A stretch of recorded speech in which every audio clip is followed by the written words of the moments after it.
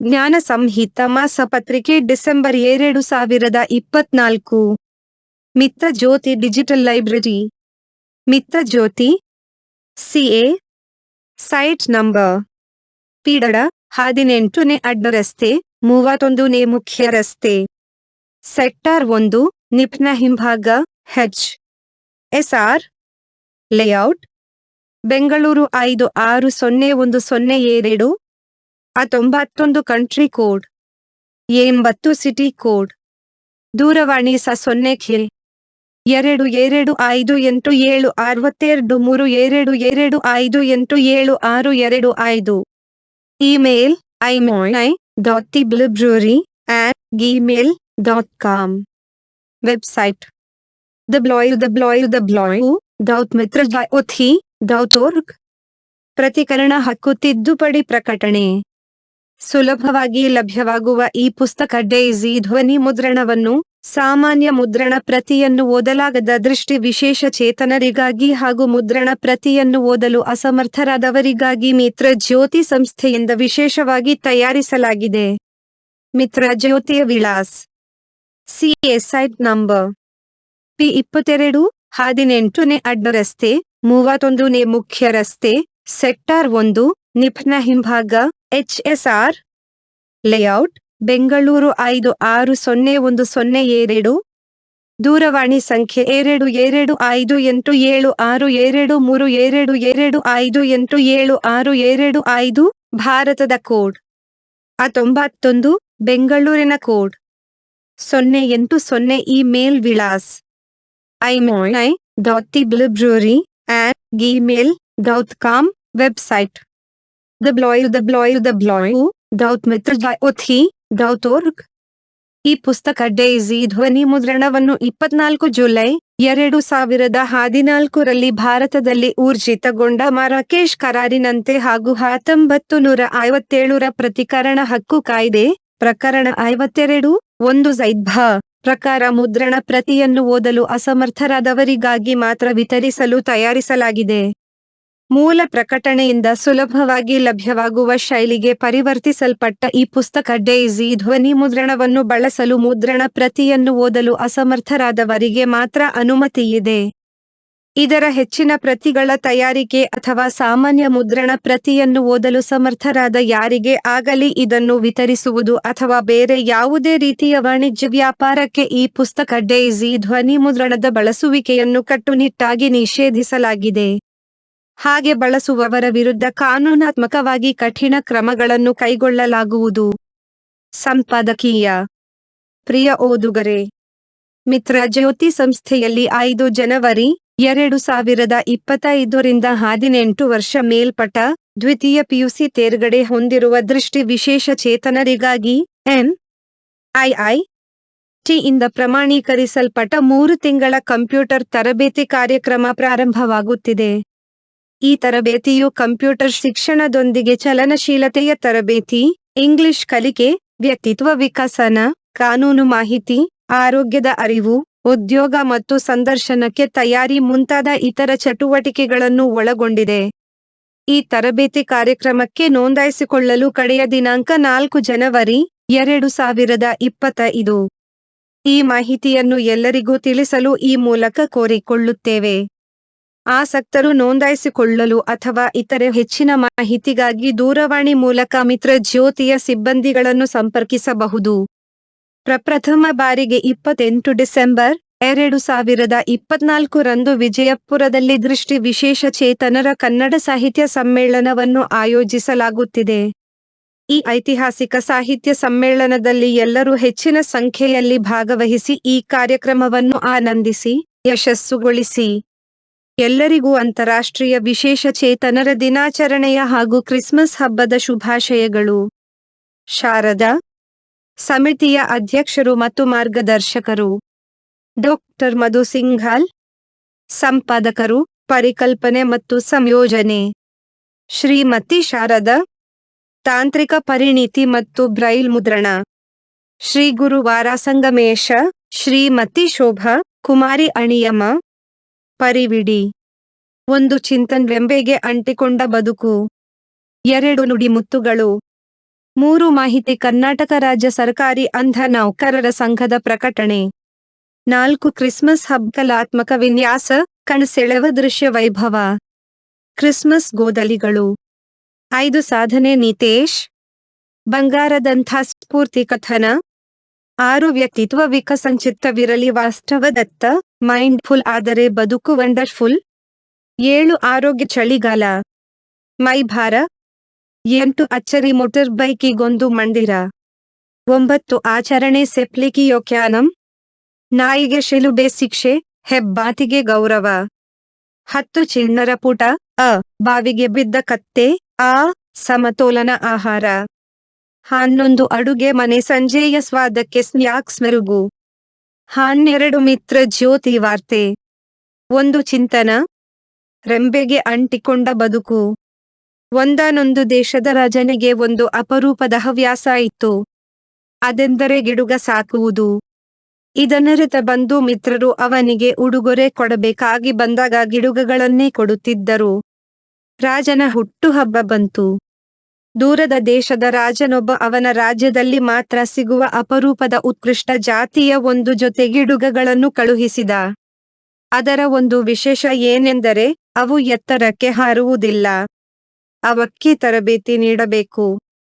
ತರಬೇತಿದಾರ ಎಷ್ಟು ಕಲಿಸುತ್ತಾನೋ ಅಷ್ಟು ಎತ್ತರಕ್ಕೆ ಮಾತ್ರ ಅವು ಹಾರುತ್ತವೆ. ಸರಿ, ರಾಜ್ಯದಲ್ಲಿಯೇ ಹೆಸರಾದ ಅತ್ಯುತ್ತಮನೊಬ್ಬನಿಗೆ ಈ ಗಿಡುಗಗಳ ಜೊತೆಯನ್ನು ಒಪ್ಪಿಸಿದ. ಕೆಲವು ಕಾಲ ಕಳೆಯಿತು. ರಾಜ ತನ್ನ ಗಿಡುಗಗಳ ಪ್ರಗತಿಯನ್ನು ಕಾಣಬಯಸಿದ. ಅಲ್ಲಿ ಒಂದು ವಿಚಿತ್ರ ನಡೆಯುತ್ತಿತ್ತು. ಒಂದು ಗಿಡುಗ ಎತ್ತರದಲ್ಲಿ ಸುಂದರವಾಗಿ ಹಾರುತ್ತಿತ್ತು. ಪದೇ ಪದೇ ಸುತ್ತುತ್ತಿತ್ತು. ಅದರ ಮುಖದಲ್ಲಿ ಎತ್ತರದಿಂದ ಜಗತ್ತನ್ನು ಕಾಣುತ್ತಿರುವ ಆನಂದ ಒಡೆದು ಕಾಣುತ್ತಿತ್ತು. ಮತ್ತೊಂದು ಮರದ ಗೆಲ್ಲಿಗೆ ಅಂಟಿಕೊಂಡು ಕುಳಿತಿತ್ತು. ಅರ್ಧ ನಿದ್ರೆ, ಅರ್ಧ ಎಚ್ಚರದ ಅವಸ್ಥೆಯಲ್ಲಿದ್ದ ಅದರ ಮುಖದ ಮೇಲೆ ಒಂದು ರೀತಿಯ ಭಯ, ಉದಾಸೀನಗಳು ಎದ್ದು ಕಾಣುತ್ತಿದ್ದವು. ರಾಜನನ್ನು ಕಂಡ ಕೂಡಲೇ ಆ ತರಬೇತುದಾರ, ಮಹಾಪ್ರಭು, ಈ ಹಕ್ಕಿ ಒಂದು ವಿಚಿತ್ರ. ಏನು ಮಾಡಿದರೂ ಈ ರೆಂಬೆ ಬಿಟ್ಟು ಅಲುಗುವುದಿಲ್ಲ. ಸಾಮ, ದಾನ, ದಂಡ, ಭೇದ ಎಲ್ಲವನ್ನೂ ಪ್ರಯೋಗಿಸಿ ನೋಡಿದೆ. ಉಹುಂ, ಜಪ್ಪಯ್ಯ ಎಂದರೂ ಕೇಳುವುದಿಲ್ಲ ಎಂದ. ರಾಜ ಕೃಣಾಳು. ಪಾಪ ತನ್ನೂರು, ತನ್ನವರಿಂದ ದೂರ ಬಂದಿದೆ. ವಿಯೋಗದ ದುಃಖ, ಭಯ ಹಿರಿಯದು. ಅದರ ನೋವಿರಬಹುದು. ಕಾಲ ಎಂಥ ನೋವನ್ನು ಮೃದುಗೊಳಿಸುತ್ತದೆ. ಇದಕ್ಕೆ ಸ್ವಲ್ಪ ಸಮಯ ನೀಡಿದರೆ ಸರಿ ಹೋಗಬಹುದು. ಪಕ್ಷಿ ವೈದ್ಯರನ್ನು ಕಳುಹಿಸುತ್ತೇನೆ. ಅವರು ಪರೀಕ್ಷಿಸಲಿ ಎಂದ. ಪಕ್ಷಿ ವೈದ್ಯರು ಪರೀಕ್ಷಿಸಿದರು. ಸರ್ವವಿಧದಲ್ಲೂ ಅದು ಆರೋಗ್ಯದಿಂದಿತ್ತು. ಹಾಗೆಂದು ರಾಜನಿಗೆ ಸುದ್ದಿ ಹೋಯಿತು. ಬೇರೊಬ್ಬ ಮತ್ತು ಪರಿಣಿತ ತರಬೇತುದಾರ ಬಂದ ಹಾಗೆ ವಾಪಸ್ಸು ಹೋದ. ಗಿಡುಗ ಹಾರಲಿಲ್ಲ. ಹಾರುವುದು ಬಿಡಿ, ತನ್ನ ರೆಂಬೆ ಬಿಟ್ಟು ಅತ್ತಿತ್ತ ಅಲುಗಾಡಲಿಲ್ಲ. ಜ್ಯೋತಿಷಿ ಮಾಂತ್ರಿಕ, ತಾಂತ್ರಿಕರು ಬಂದರು. ಬಂದವರು ಬಂದಂತೆಯೇ ವಾಪಸ್ಸು ಹೋದರು. ಗಿಡುಗೆ ಕುಳಿತಲ್ಲಿಂದ ಅತ್ತಿತ್ತ ಸರಿಯಲೂ ಇಲ್ಲ. ಬಂದು ಹೋಗುವವರನ್ನು ಪಿಳಿ ನೋಡುತ್ತಾ ಇತ್ತು ಅಷ್ಟೇ. ಈಗ ರಾಜನಿಗೂ ಹಠ ಬಂತು. ಕುಂಟಿಲ್ಲ, ಕುರುಡಿಲ್ಲ, ಮಂದ ಬುದ್ಧಿಯೂ ಅಲ್ಲ. ಇಷ್ಟಿದ್ದು ಈ ಜಡಭ್ರತ ಮನಸ್ಥಿತಿ ಯಾಕೆ? ಅತ್ತಿತ್ತ ಸರಿಸಲು ನೋಡಿದರೆ ಕಚ್ಚಿ ಕಿರುಚಾಡಿ ರಂಪ ಮಾಡುತ್ತಿತ್ತು. ವರುಷ ಕಳೆಯಿತು. ಇದರ ವರಸೆ ಬದಲಾಗದ್ದನ್ನು ನೋಡಿ ರಾಜ ಡಂಗುರ ಹೊಡೆಸಿದ. ಗಿಡುಗ ಹಾರುವಂತೆ ಮಾಡಿದವರಿಗೆ 1000 ಹೊನ್ನವರಹಗಳ ಬಹುಮಾನದ ಆಸೆಗೆ ಹಲವರು ಬಂದರು. ಬಂದಂತೆ ವಾಪಸ್ಸು ಹೋದರು. ರಾಜ ಈ ಗಿಡುಗ ಹಾರುವ ಆಸೆ ತೊರೆದ. ಒಂದು ದಿನ ಶುಭ ಸಮಾಚಾರ ಬಂತು. ಗಿಡುಗ ಹಾರುತ್ತಿದೆಯಂತೆ. ರಾಜ ವನಕ್ಕೆ ಓಡಿದ. ನೋಡಿದರೆ ಗಿಡುಗರಾಯ ಎತ್ತರದಲ್ಲಿ ಹಾರುತ್ತಿದೆ. ಚಮತ್ಕಾರವಾಗಿದೆ. ರಾಜನಿಗೆ ಸಂತೋಷ, ಆಶ್ಚರ್ಯ ಒಟ್ಟಿಗೆ ಆದವು. ಯಾರಿಂದ ಇದು ಸಾಧ್ಯವಾಯಿತು ಎಂದರೆ ಹರಕು ಕಂಬಳಿ ಹೊದ್ದ, ಮಿನುಗುವ ಕಣ್ಣುಗಳ ತೇಜಸ್ವಿಯನ್ನು ತೋರಿಸಿದರು. ರಾಜ ಕೇಳಿದ ಪ್ರಶ್ನೆಗೆ ಅವ ಉತ್ತರಿಸಿದ್. ರಾಜ, ಬಲು ಸುಲಭ. ಗಿಡುಗ ಆವುಚಿ ಹಿಡಿದು, ಇದೇ ತನ್ನ ಸರ್ವಸ್ವ. ಇದನ್ನು ಬಿಟ್ಟರೆ ಬಿದ್ದು ಹೋಗುತ್ತೇನೆ ಎಂಬ ಭಯದಲ್ಲಿದ್ದ ಗೆಲ್ಲನ್ನೇ ಕಡಿದು ಹಾಕಿದೆ. ಎತ್ತರದಿಂದ ಬದುಕನ್ನು ಇದು ಕಂಡಿರಲಿಲ್ಲ. ಆದುದರಿಂದ ಅದರ ಸುಖ ಇದಕ್ಕೆ ತಿಳಿದಿರಲಿಲ್ಲ. ಇದರ ರೆಕ್ಕೆಗಳ ಸಾಮರ್ಥ್ಯ ಗೊತ್ತಿರಲಿಲ್ಲ. ಮುಖ್ಯವಾಗಿ ತನ್ನ ಸಹಜ ಸ್ವಭಾವವೇ ಹಾರುವುದು ಎಂದು ಇದಕ್ಕೆ ಅರ್ಥವಾಗಿರಲಿಲ್ಲ. ಆಧಾರವಾಗಿದ್ದ ರೆಂಬೆ ಹೋದಾಗ ಬೇರೆ ಉಪಾಯವೇ ಇಲ್ಲದೆ ಹಾರಿತು. ತನ್ನ ಸಾಮರ್ಥ್ಯವನ್ನು ತಾನು ಕಂಡಿತು. ರಾಜ, ಇದು ನಮ್ಮ ಕಥೆ ಕೂಡ. ಬದುಕೆಂಬ ರೆಂಬೆಗೆ ಅಂಟಿಕೊಂಡು ಕುಳಿತುಕೊಳ್ಳುತ್ತೇವೆ. ಹಾರುವ ಸುಖದ ಅರಿವಿದ್ದರೂ ಅದು ಸುತ್ತ ಪ್ರಜ್ಞೆಯಿಂದ ಹೊರಬಾರದೆ, ಹಾರಲು ಬಿಡದೆ ತಡೆಯುತ್ತದೆ. ರಾಜ, ರೆಂಬೆ ಕಡಿದರೆ ಸೈ, ಮತ್ತೆ ಬದುಕು ಸುಂದರ ಎಂದನು ಆತ. ಸ್ನೇಹಿತರೆ, ಇದು ನಮ್ಮ ಜೀವನಕ್ಕೂ ಅನ್ವಯಿಸುತ್ತದೆ ಅಲ್ಲವೇ? 2 ನುಡಿಮುತ್ತುಗಳು. 1 ನಡೆದಷ್ಟು ದಾರಿ ಇದೆ, ಪಡೆದಷ್ಟು ಭಾಗ್ಯವಿದೆ ಎಂಬುದೇ ಜಗತ್ತು ನಮಗೆ ನೀಡುವ ಸಂದೇಶವಾಗಿದೆ. ವಿಕರು. ಗೋಕಾಕ್. 2 ಅಪ್ರಿಯವಾದರೂ ಸತ್ಯವನ್ನು ಹೇಳಬೇಕಾದುದು ಹಿತೈಷಿಯ ಧರ್ಮ. ಅನಕರು. 3 ನುಡಿ ನಡೆವ ಕಾಲದಲ್ಲಿ ಧರ್ಮ ಮಾಡದೆ ಅಡವಿಯೊಳಗೆ ಕೆರೆ ತುಂಬಿ ಬತ್ತಿದಂತೆ. ಕನಕದಾಸ. 4 ಕ್ಷಮೆಯೇ ಯಶಸ್ಸು, ಧರ್ಮ. ಕ್ಷಮೆಯಲ್ಲಿಯೇ ಚರಾಚರ ಜಗತ್ತು ಅಡಗಿದೆ. ವಾಲ್ಮೀಕಿ ರಾಮಾಯಣ. 5 ವಿವೇಕವೆಂದರೆ ಬಿಡಿಸಿ ನೋಡುವುದು, ವಿಶ್ಲೇಷಿಸುವುದು, ತೂಗುವುದು, ಅಳೆಯುವುದು. ಎಂ ಗೋಪಾಲಕೃಷ್ಣ ಅಡಿಗ. 6 ಬಾಳು ಇರುವುದು ಬದುಕುವುದಕ್ಕಾಗಿ, ಬಳಲುವುದಕ್ಕಲ್ಲ. ಬದುಕಿನಿಂದ ಬೆಳೆಯಬೇಕು. ಶಿವರಾಮ ಕಾರಂತ. 3 ಮಾಹಿತಿ. ಕರ್ನಾಟಕ ರಾಜ್ಯ ಸರ್ಕಾರಿ ಅಂಧ ನೌಕರರ ಸಂಘದ ಪ್ರಕಟಣೆ. 1 ಕರ್ನಾಟಕ ರಾಜ್ಯ ಸರ್ಕಾರಿ ಅಂಧ ನೌಕರರ ಸಂಘದ ಮಾನ್ಯತಾ ದಿನದ ಸಂಭ್ರಮಾಚರಣೆಯ ಅಂಗವಾಗಿ ಕ್ರೀಡಾ ಮತ್ತು ಸಾಂಸ್ಕೃತಿಕ ಕಾರ್ಯಕ್ರಮಗಳನ್ನು ಮೈಸೂರಿನಲ್ಲಿ ಆಯೋಜಿಸಿದ್ದು, ಈ ಕಾರ್ಯಕ್ರಮಕ್ಕೆ ಸದಸ್ಯರು ಹೆಚ್ಚಿನ ಸಂಖ್ಯೆಯಲ್ಲಿ ನೋಂದಾಯಿಸಿಕೊಳ್ಳಬೇಕು ಎಂದು ಸಂಘದ ಪದಾಧಿಕಾರಿಗಳು ಬಯಸುತ್ತಾರೆ. 2 ಕರ್ನಾಟಕ ರಾಜ್ಯೋತ್ಸವ ಕಾರ್ಯಕ್ರಮವನ್ನು ಆನ್ಲೈನ್ನಲ್ಲಿ ಆಚರಿಸಲಾಯಿತು. 3 ಮುಂಬಡ್ತಿ ಮೀಸಲಾತಿ ವಿಷಯವಾಗಿ 4 ಡಿಸೆಂಬರ್ ರಂದು 2ನೇ ಹಂತದ ಹಿಯರಿಂಗ್ ನಡೆಯುತ್ತದೆ ಎಂದು ವಕೀಲರು ಮಾಹಿತಿ ನೀಡಿರುತ್ತಾರೆ. 4 ಅಂಗವಿಕಲರ ಕಲ್ಯಾಣ ಇಲಾಖಾ ನಿರ್ದೇಶಕರಿಗೆ ನಮ್ಮ ಸಂಘದ ಜೊತೆ ಸಭೆ ಆಯೋಜಿಸಿ ನೌಕರರ ಕುಂದು ಕೊರತೆಗಳ ಬಗ್ಗೆ ಚರ್ಚಿಸಿ ಪರಿಹಾರ ನೀಡಲು ಪತ್ರ ಬರೆಯಲಾಗಿದೆ.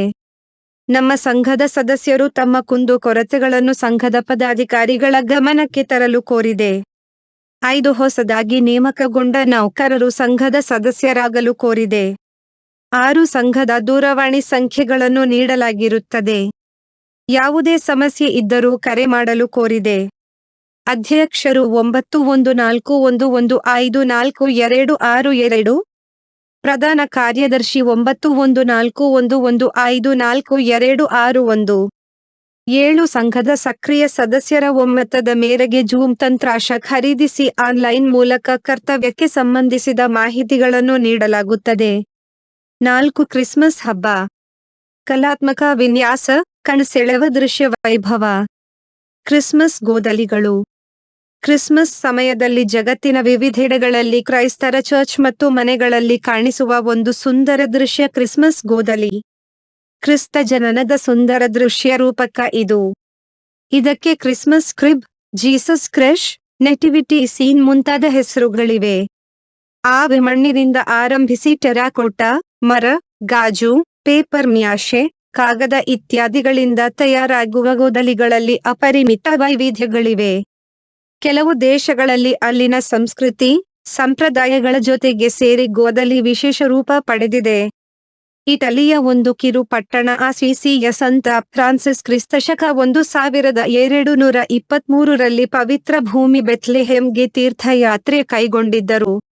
ಅಲ್ಲಿ ಯೇಸು ಕ್ರಿಸ್ತನ ಜನ್ಮಸ್ಥಾನವನ್ನು ನೋಡಿ ಅವರಲ್ಲಿ ಒಂದು ವಿಶೇಷ ಪ್ರೇರಣೆ ಹುಟ್ಟಿತು.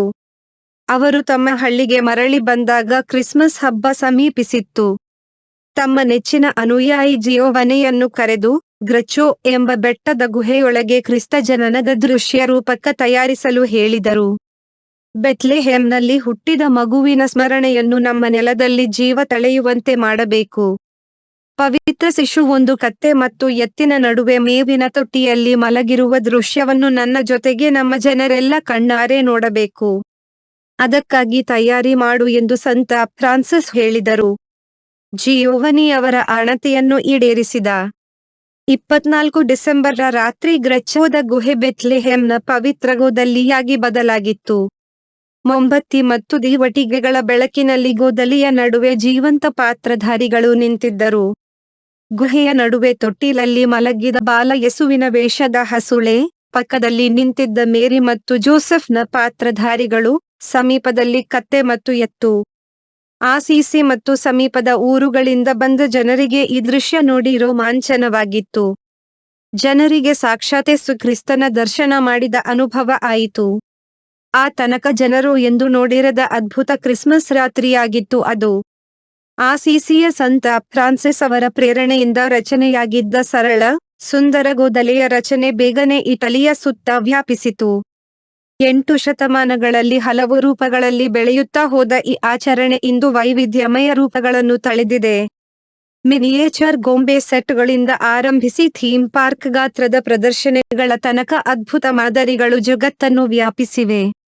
ಆಧುನಿಕ ಕಾಲದಲ್ಲಿ ಗೋದಲಿಗಳಿಗೆ ಕ್ರೆಶ್, ಕ್ರಿಬ್, ನೆಟಿವಿಟಿ ಸೀನ್, ಕ್ರೈಸ್ಟ್ ಡಯೋರಮ ಎಂಬ ಹೆಸರುಗಳಿವೆ.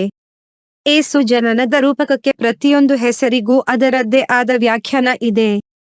ಕ್ರಿಸ್ಮಸ್ ಸಂದರ್ಭದಲ್ಲಿ ಜನರು ಮನೆ, ಚರ್ಚ್, ಸಾರ್ವಜನಿಕ ಭವನಗಳು ಅಥವಾ ತೆರೆದ ಮೈದಾನಗಳಲ್ಲಿ ಈ ಗೋದಲಿಗಳನ್ನು ತಯಾರಿಸುತ್ತಾರೆ. ಈ ರೂಪಕದಲ್ಲಿ ಯೇಸು ಕ್ರಿಸ್ತನ ಜನನ ಕಾಲದ ಚಿತ್ರಣ ಮಾತ್ರವೇ ಅಲ್ಲ, ಅವನ ಜೀವನ ಚರಿತ್ರೆಯ ದೃಶ್ಯಗಳು, ಆಯಾ ಪ್ರದೇಶದ ಜನಜೀವನದ ಅಂಶಗಳು ಕೂಡ ಸೇರಿಕೊಳ್ಳುತ್ತವೆ. ಬೇರೆ ಬೇರೆ ದೇಶಗಳಲ್ಲಿ ಆಯಾ ಸಂಸ್ಕೃತಿಗೆ ತಕ್ಕಂತೆ ಕ್ರಿಸ್ತ ಜನನದ ವಿಭಿನ್ನ ಸಂಪ್ರದಾಯಗಳು ಆರಂಭವಾದವು. ಆಗ್ನೇಯ ಫ್ರಾನ್ಸ್ನಲ್ಲಿ ಅವೆ ಮಣ್ಣಿನಿಂದ ತಯಾರಾದ ಅಲಂಕೃತ ವಿಗ್ರಹಗಳು ಪ್ರಸಿದ್ಧವಾಗಿವೆ. ಜರ್ಮನಿ, ಆಸ್ಟ್ರಿಯಾ ಮುಂತಾದ ದೇಶಗಳಲ್ಲಿ ಮರದ ವಿಗ್ರಹಗಳು ಜನಪ್ರಿಯವಾಗಿವೆ. ಪೋಲೆಂಡ್ನಲ್ಲಿ ಶೋಕಾ ಎಂಬ ವರ್ಣರಂಜಿತ ಕಲಾಕೃತಿಗಳು ಪ್ರಸಿದ್ಧವಾಗಿವೆ. ಉತ್ತರ ಅಮೆರಿಕಾದಲ್ಲಿ ಗೋದಲಿಯ ರಚನೆ ವಾಣಿಜ್ಯಿಕ ರೂಪ ಪಡೆದಿದ್ದರೆ, ಮೆಕ್ಸಿಕೋ, ಪೆರು, ಬೊಲಿವಿಯಾ ಮುಂತಾದ ದೇಶಗಳ ಗೋದಲಿಯಲ್ಲಿ ಸಾಂಪ್ರದಾಯಿಕ ರೆಡ್ ಇಂಡಿಯನ್ ಕಲ್ಪನೆಗಳು ಸೇರಿಕೊಂಡಿವೆ. ಆಫ್ರಿಕಾದ ಮತ್ತು ಏಷ್ಯಾದ ಗೋದಲಿಗಳು ಆಯಾ ಪ್ರಾಂತ್ಯದ ವೇಷಭೂಷಣಗಳನ್ನು ಪ್ರತಿಬಿಂಬಿಸುತ್ತವೆ. ಇವೆಲ್ಲ ವಿಭಿನ್ನ ಸಂಪ್ರದಾಯಗಳ ಜಗತ್ತಿನ ಐತಿಹಾಸಿಕ, ಆಧುನಿಕ, ಆಕರ್ಷಕ ಮತ್ತು ಅದ್ಭುತ ಗೋದಲಿಗಳ ಟಾಪ್ 10 ಯಾದಿ ಇಲ್ಲಿದೆ. 1. ಚೆಕ್ ರಿಪಬ್ಲಿಕ್ನ ಬೆತ್ಲೆಮ್. ಚೆಕ್ ರಿಪಬ್ಲಿಕ್ನ ಗೋದಲಿಗಳಿಗೆ ಬೆತ್ಲೆಮ್ ಎಂದು ಹೆಸರು. ಹಿಂದೆ ಇಲ್ಲಿನ ಚರ್ಚ್ಗಳಲ್ಲಿ ಗೋದಲಿಯ ಪ್ರದರ್ಶನ ನಡೆಯುತ್ತಿತ್ತು. 1782ರಲ್ಲಿ ಚರ್ಚ್ಗಳಲ್ಲಿ ಗೋದಲಿಗಳನ್ನು ತಯಾರಿಸಿ ಪ್ರದರ್ಶಿಸುವ ವಿರುದ್ಧ ಆಗಿನ ಚಕ್ರವರ್ತಿ 2ನೇಯ ಜೋಸೆಫ್ ತಡೆಯಾಜ್ಞೆ ಹೇರಿದ ಬಳಿಕ ಮನೆಯಲ್ಲಿ ಬೆತ್ಲೆಹೇಮ್ ರಚನೆ ಆರಂಭವಾಯಿತು. ಮರದ ಗೋದಲಿಗಳ ಬೆಲೆ ವಿಪರೀತ ಹೆಚ್ಚಾದಾಗ ಜನರು ಕಾಗದದ ಗೋದಲಿ ತಯಾರಿಸಿದರು. ಇದಕ್ಕೆ ಪಾಪಿ ರೂಪಿ ಬೆತ್ಲೆಹೇಮ್ ಅಥವಾ ಬಡವರ ಗೋದಲಿ ಎಂದು ಹೆಸರು ಬಂತು. ಚೆಕೋಸ್ಲೋವೇಕಿಯಾದ ಗೋದಲಿಗಳಲ್ಲಿ ಭಾರೀ ಸೂಕ್ಷ್ಮ ರಚನೆಗಳು ಇರುತ್ತವೆ.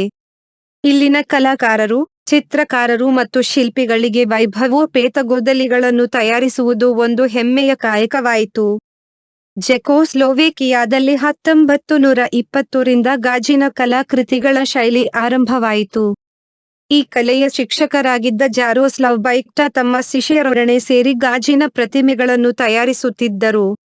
ಇದೇ ಬೆಳೆದು ಚೆಕ್ ಗಾಜಿನ ನೇಟಿವಿಟಿ ದೃಶ್ಯ ರೂಪಕಗಳು ಪ್ರಸಿದ್ಧವಾದವು. ಚೆಕ್ ರಿಪಬ್ಲಿಕ್ನಲ್ಲಿ ಎಲ್ಲಕ್ಕಿಂತ ಪ್ರಸಿದ್ಧವಾಗಿರುವ ಗೋದಲಿ ಥಾಮಸ್ ಕ್ರಿಜಾನ ಕ್ರಿಬ್. 1838ರಿಂದ 1918 ತನಕ ಜೀವಿಸಿದ್ದ ಕಲಾಕಾರ ಥಾಮಸ್ ಕ್ರಿಜಾ ತನ್ನ ಜೀವಮಾನದ 60 ವರ್ಷಗಳಿಗೂ ಹೆಚ್ಚು ಕಾಲಾವಧಿಯಲ್ಲಿ ತಯಾರಿಸಿದ ಗೋದಲಿ ಇದು. ಈ ಗೋದಲಿ ವರ್ಷದಿಂದ ವರ್ಷಕ್ಕೆ ದೊಡ್ಡದಾಗಿ ವ್ಯಾಪಿಸುತ್ತಾ 52 ಅಡಿ ಅಗಲ ಮತ್ತು 7 ಅಡಿ ಎತ್ತರಕ್ಕೆ ವಿಸ್ತರಿಸಿತು. ಈ ಬೃಹತ್ ಗಾತ್ರದ ಗೋದಲಿಯಲ್ಲಿ ಮನುಷ್ಯರ ಮತ್ತು ಪ್ರಾಣಿಗಳ ಒಟ್ಟು 1389 ಪ್ರತಿಕೃತಿಗಳಿವೆ.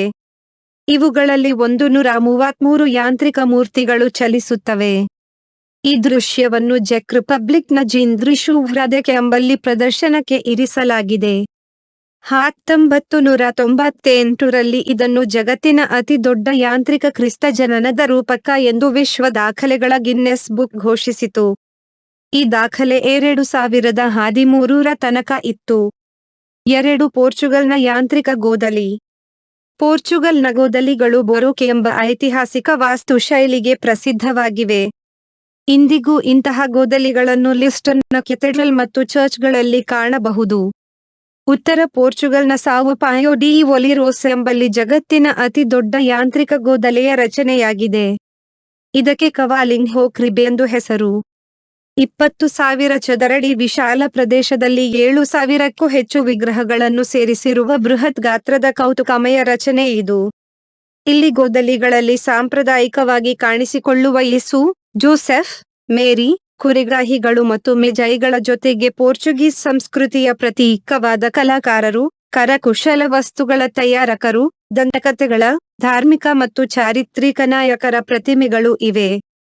ಇವುಗಳಲ್ಲಿ ಅಧಿಕಾಂಶ ವಿಗ್ರಹಗಳು ಯಾಂತ್ರಿಕವಾಗಿದ್ದು, ಅತ್ತಿತ್ತ ಚಲಿಸುತ್ತವೆ, ವಿವಿಧ ಕಾರ್ಯಗಳಲ್ಲಿ ತೊಡಗಿರುತ್ತವೆ. ಈ ಬೃಹತ್ ರೂಪಕದಲ್ಲಿ 50 ಕಿಲೋಮೀಟರ್ ಉದ್ದದ ವಿದ್ಯುತ್ ಕೇಬಲ್ಗಳು ಮತ್ತು 3,000ಕ್ಕೂ ಹೆಚ್ಚು LED ಬಲ್ಬ್ಗಳನ್ನು ಬಳಸಲಾಗಿದೆ. ಗೋದಲಿಯ ಹಿನ್ನೆಲೆಯಲ್ಲಿ ಸುಂದರ ನಿಸರ್ಗ ಸೌಂದರ್ಯ ಇದೆ. ಇಲ್ಲಿನ ಬೆಟ್ಟಗಳ ನಡುವೆ 9 ಜಲಪಾತಗಳಲ್ಲಿ ನೀರು ಧುಮುಕುವುದನ್ನು ಕಾಣಬಹುದು. 2013 ನವೆಂಬರ್ನಲ್ಲಿ ಈ ಗೋದಲಿ ಜಗತ್ತಿನ ಅತಿ ದೊಡ್ಡ ಯಾಂತ್ರಿಕ ಚಲನೆಯ ಕ್ರೀಡೆಯೆಂದು ಗಿನ್ನೆಸ್ ದಾಖಲೆ ಸ್ಥಾಪಿಸಿತು. ಅಂದಿನಿಂದ ಪ್ರತಿ ವರ್ಷ ಇದರ ಗಾತ್ರ ಮತ್ತು ವಿಗ್ರಹಗಳ ಸಂಖ್ಯೆ ಹೆಚ್ಚುತ್ತಲೇ ಹೋಗುತ್ತಿದೆ. 3 ಬೆತ್ಲೆಹೇಮ್ನ ಗೋದಲಿ ಮ್ಯೂಸಿಯಂ. ಬೆತ್ಲೆಹೇಮ್ ಯೇಸು ಕ್ರಿಸ್ತ ಹುಟ್ಟಿದ ಊರು. ಇಲ್ಲಿ ವರ್ಷಕ್ಕೆ 3 ಬಾರಿ ಕ್ರಿಸ್ಮಸ್ ಆಚರಣೆಯಾಗುತ್ತದೆ. ಪಾಶ್ಚಾತ್ಯ ಚರ್ಚಿನ ಅನುಯಾಯಿಗಳು 25 ಡಿಸೆಂಬರ್ರಂದು ಕ್ರಿಸ್ಮಸ್ ಆಚರಿಸಿದರೆ, ರಷ್ಯನ್ ಚರ್ಚಿನ ಜನರು 19 ಜನವರಿರಂದು ಈ ಹಬ್ಬದ ಸಂಭ್ರಮ ನಡೆಸುತ್ತಾರೆ. ಸಾಂಪ್ರದಾಯಿಕ ಕ್ರೈಸ್ತರು 6 ಜನವರಿರಂದು ಕ್ರಿಸ್ತನ ಹುಟ್ಟು ಹಬ್ಬವನ್ನು ಆಚರಿಸುತ್ತಾರೆ. ಜೀಸಸ್ ಹುಟ್ಟಿದ್ದು ಎಲ್ಲರೂ ತಿಳಿದಿರುವಂತೆ ಕುರಿಗಳ ದೊಡ್ಡಿಯಲ್ಲಿ ಅಲ್ಲ, ಒಂದು ಗುಹೆಯಲ್ಲಿ. ಹಿಂದೆ ಪ್ರಾಣಿಗಳನ್ನು ಕಟ್ಟಿಹಾಕಲು ಗುಹೆಗಳನ್ನು ಬಳಸಲಾಗುತ್ತಿತ್ತು. ಈಗ ಯೇಸು ಜನನದ ಗುಹೆಯ ಮೇಲ್ಭಾಗದಲ್ಲಿ ಒಂದು ದೊಡ್ಡ ಚರ್ಚ್ ಇದೆ. ಇದೆ ಬೆತ್ಲೆಹೇಮ್ನ ಚರ್ಚ್ ಆಫ್ ನೇಟಿವಿಟಿ. ಇಲ್ಲಿಂದ ಕೆಳಗಿಳಿದು ಜೀಸಸ್ ಹುಟ್ಟಿದ ಗುಹೆಗೆ ಹೋಗಬಹುದು. ಈ ಚರ್ಚಿನಲ್ಲಿರುವ 14 ಮೂಲೆಗಳ ಬೆಳ್ಳಿಯ ನಕ್ಷತ್ರ, ಕ್ರಿಸ್ತ ಹುಟ್ಟಿದ ಹಟ್ಟಿಯ ಜಾಗವನ್ನು ತೋರಿಸುತ್ತದೆ. ಇದು ಟರ್ಕಿಯ ಸುಲ್ತಾನನ ಉಡುಗೊರೆ ಎನ್ನಲಾಗಿದೆ. ಈ ನಕ್ಷತ್ರದ ಕೆಳಗೆ ಇಲ್ಲಿ ಮೇರಿಗೆ ಜೀಸಸ್ ಜನಿಸಿದ ಎಂದು ಲ್ಯಾಟಿನ್ ಭಾಷೆಯಲ್ಲಿ ಬರೆಯಲಾಗಿದೆ.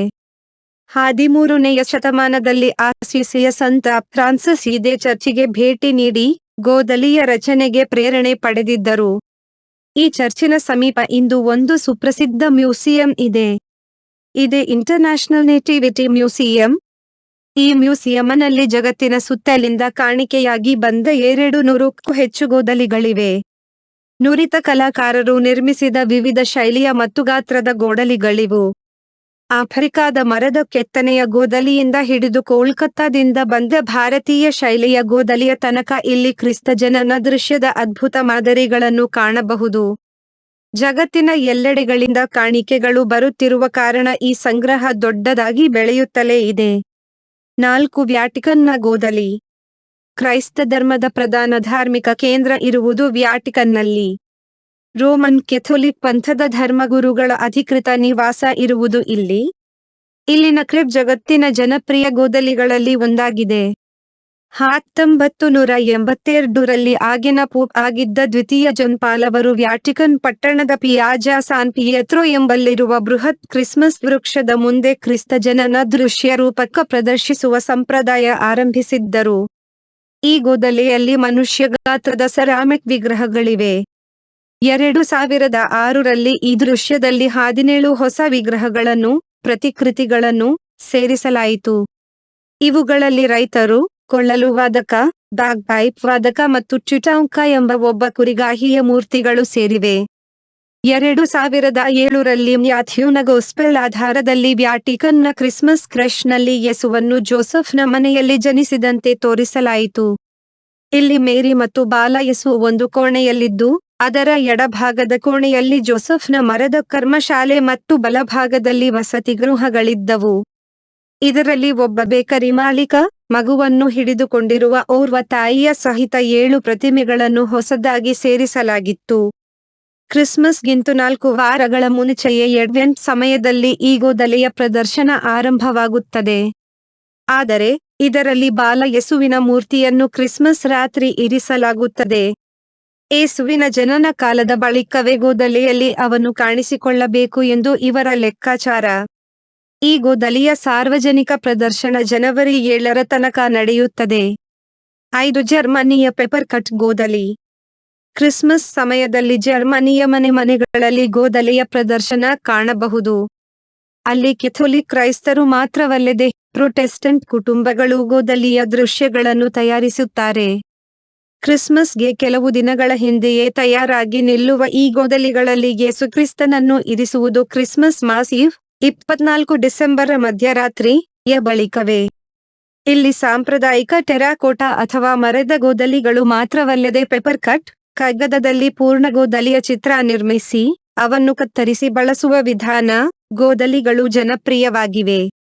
ಜರ್ಮನಿಯಲ್ಲಿ 10 ಇಂಚು ಅಗಲದ ಪೇಪರ್ ಕಟ್ ಗೋದಲಿಗಳಿಂದ ಆರಂಭಿಸಿ 2 ಅಡಿ ಎತ್ತರ, 4 ಅಡಿ ಅಗಲದ ಪೇಪರ್ ಕಟ್ ಗೋದಲಿಗಳು ತಯಾರಾಗುತ್ತವೆ. ಇವು ವಿದೇಶಗಳಿಗೂ ರಫ್ತಾಗುತ್ತವೆ. ಈ ವಿನ್ಯಾಸಗಳನ್ನು ವಿಶೇಷ ಪಾಪಪ್ ಗ್ರೀಟಿಂಗ್ ಕಾರ್ಡ್ಗಳಲ್ಲೂ ಬಳಸಲಾಗುತ್ತದೆ. 6 ಪೋಲೆಂಡ್ನ ಕ್ರಕೋವ್ ಶೋಪ್ಕಾ.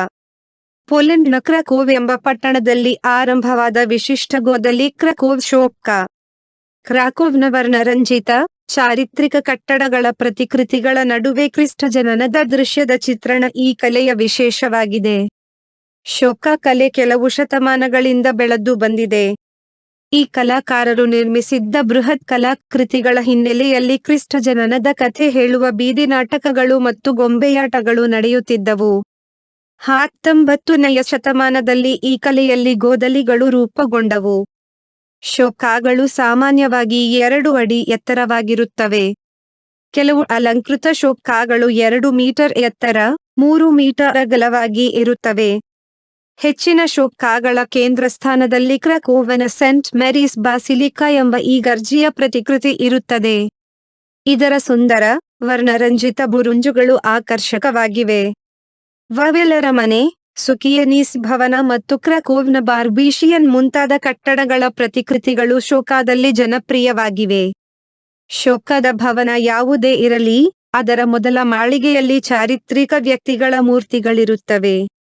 2ನೇಯ ಮಾಳಿಗೆಯಲ್ಲಿ ಬೆತ್ಲೆಹೆಮ್ನ ಕ್ರಿಸ್ತ ಜನನದ ರೂಪಕ ಇರುತ್ತದೆ.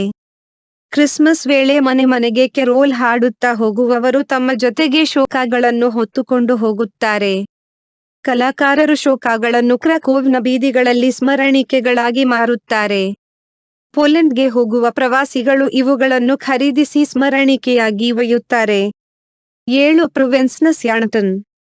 ಆಗ್ನೇಯ ಫ್ರಾನ್ಸ್ನ ಪ್ರೊವೆನ್ಸ್ ಎಂಬ ಪ್ರಾಂತ್ಯದಲ್ಲಿ ಸುಪ್ರಸಿದ್ಧವಾಗಿರುವ ಗೋದಲಿ ರಚನೆಯ ಶೈಲಿ ಸ್ಯಾಂಟನ್. ಇದರಲ್ಲಿ ಪ್ರೊವೆನ್ಸ್ನ ಜನಜೀವನವನ್ನು ಬಿಂಬಿಸುವ ಪ್ರತಿಮೆಗಳು ಸೇರಿರುತ್ತವೆ. ಕತ್ತರಿ ಸಾಣೆಯಾತ, ಮೀನುಗಾರನ ಪತ್ನಿ, ತರಕಾರಿ ಮಾರುವವರು ಮುಂತಾದ ಪ್ರತಿಕೃತಿಗಳನ್ನು ಈ ಶೈಲಿಯಲ್ಲಿ ಕಾಣಬಹುದು. ಬ್ರೆಡ್ ತಯಾರಿಸುವ ಓವನ್ಗಳು, ಜಲಚಕ್ರದ ಮಿಲ್ಗಳು ಮುಂತಾದ ಪ್ರೊವೆನ್ಸ್ನ ದೃಶ್ಯಗಳನ್ನು ಇಲ್ಲಿ ಕಾಣಬಹುದು. ಫ್ರೆಂಚ್ ಕ್ರಾಂತಿಯ ವೇಳೆಯಾಗಿನ ವಿಚಾರವಾದಿಗಳು ಚರ್ಚ್ಗಳನ್ನು ಮುಚ್ಚಿ ಹೊಕ್ಕಿ ಗೋದಲಿ ದೃಶ್ಯ ರೂಪಕಗಳ ಮೇಲೆ ಬಹಿಷ್ಕಾರ ಹೇರಿದ್ದರು. ಆಗ ಸಾಮಾನ್ಯ ಜನರು ಈ ಶೈಲಿಯಲ್ಲಿ ಪ್ರತಿಕೃತಿಗಳನ್ನು ತಯಾರಿಸಲು ಆರಂಭಿಸಿದ್ದರು. ಸ್ಯಾಂಟನ್ನ ಕೆಲವು ಕುಟುಂಬಗಳು ಇಂದಿಗೂ ಈ ಕಲೆಯನ್ನು ಮುಂದುವರೆಸಿವೆ.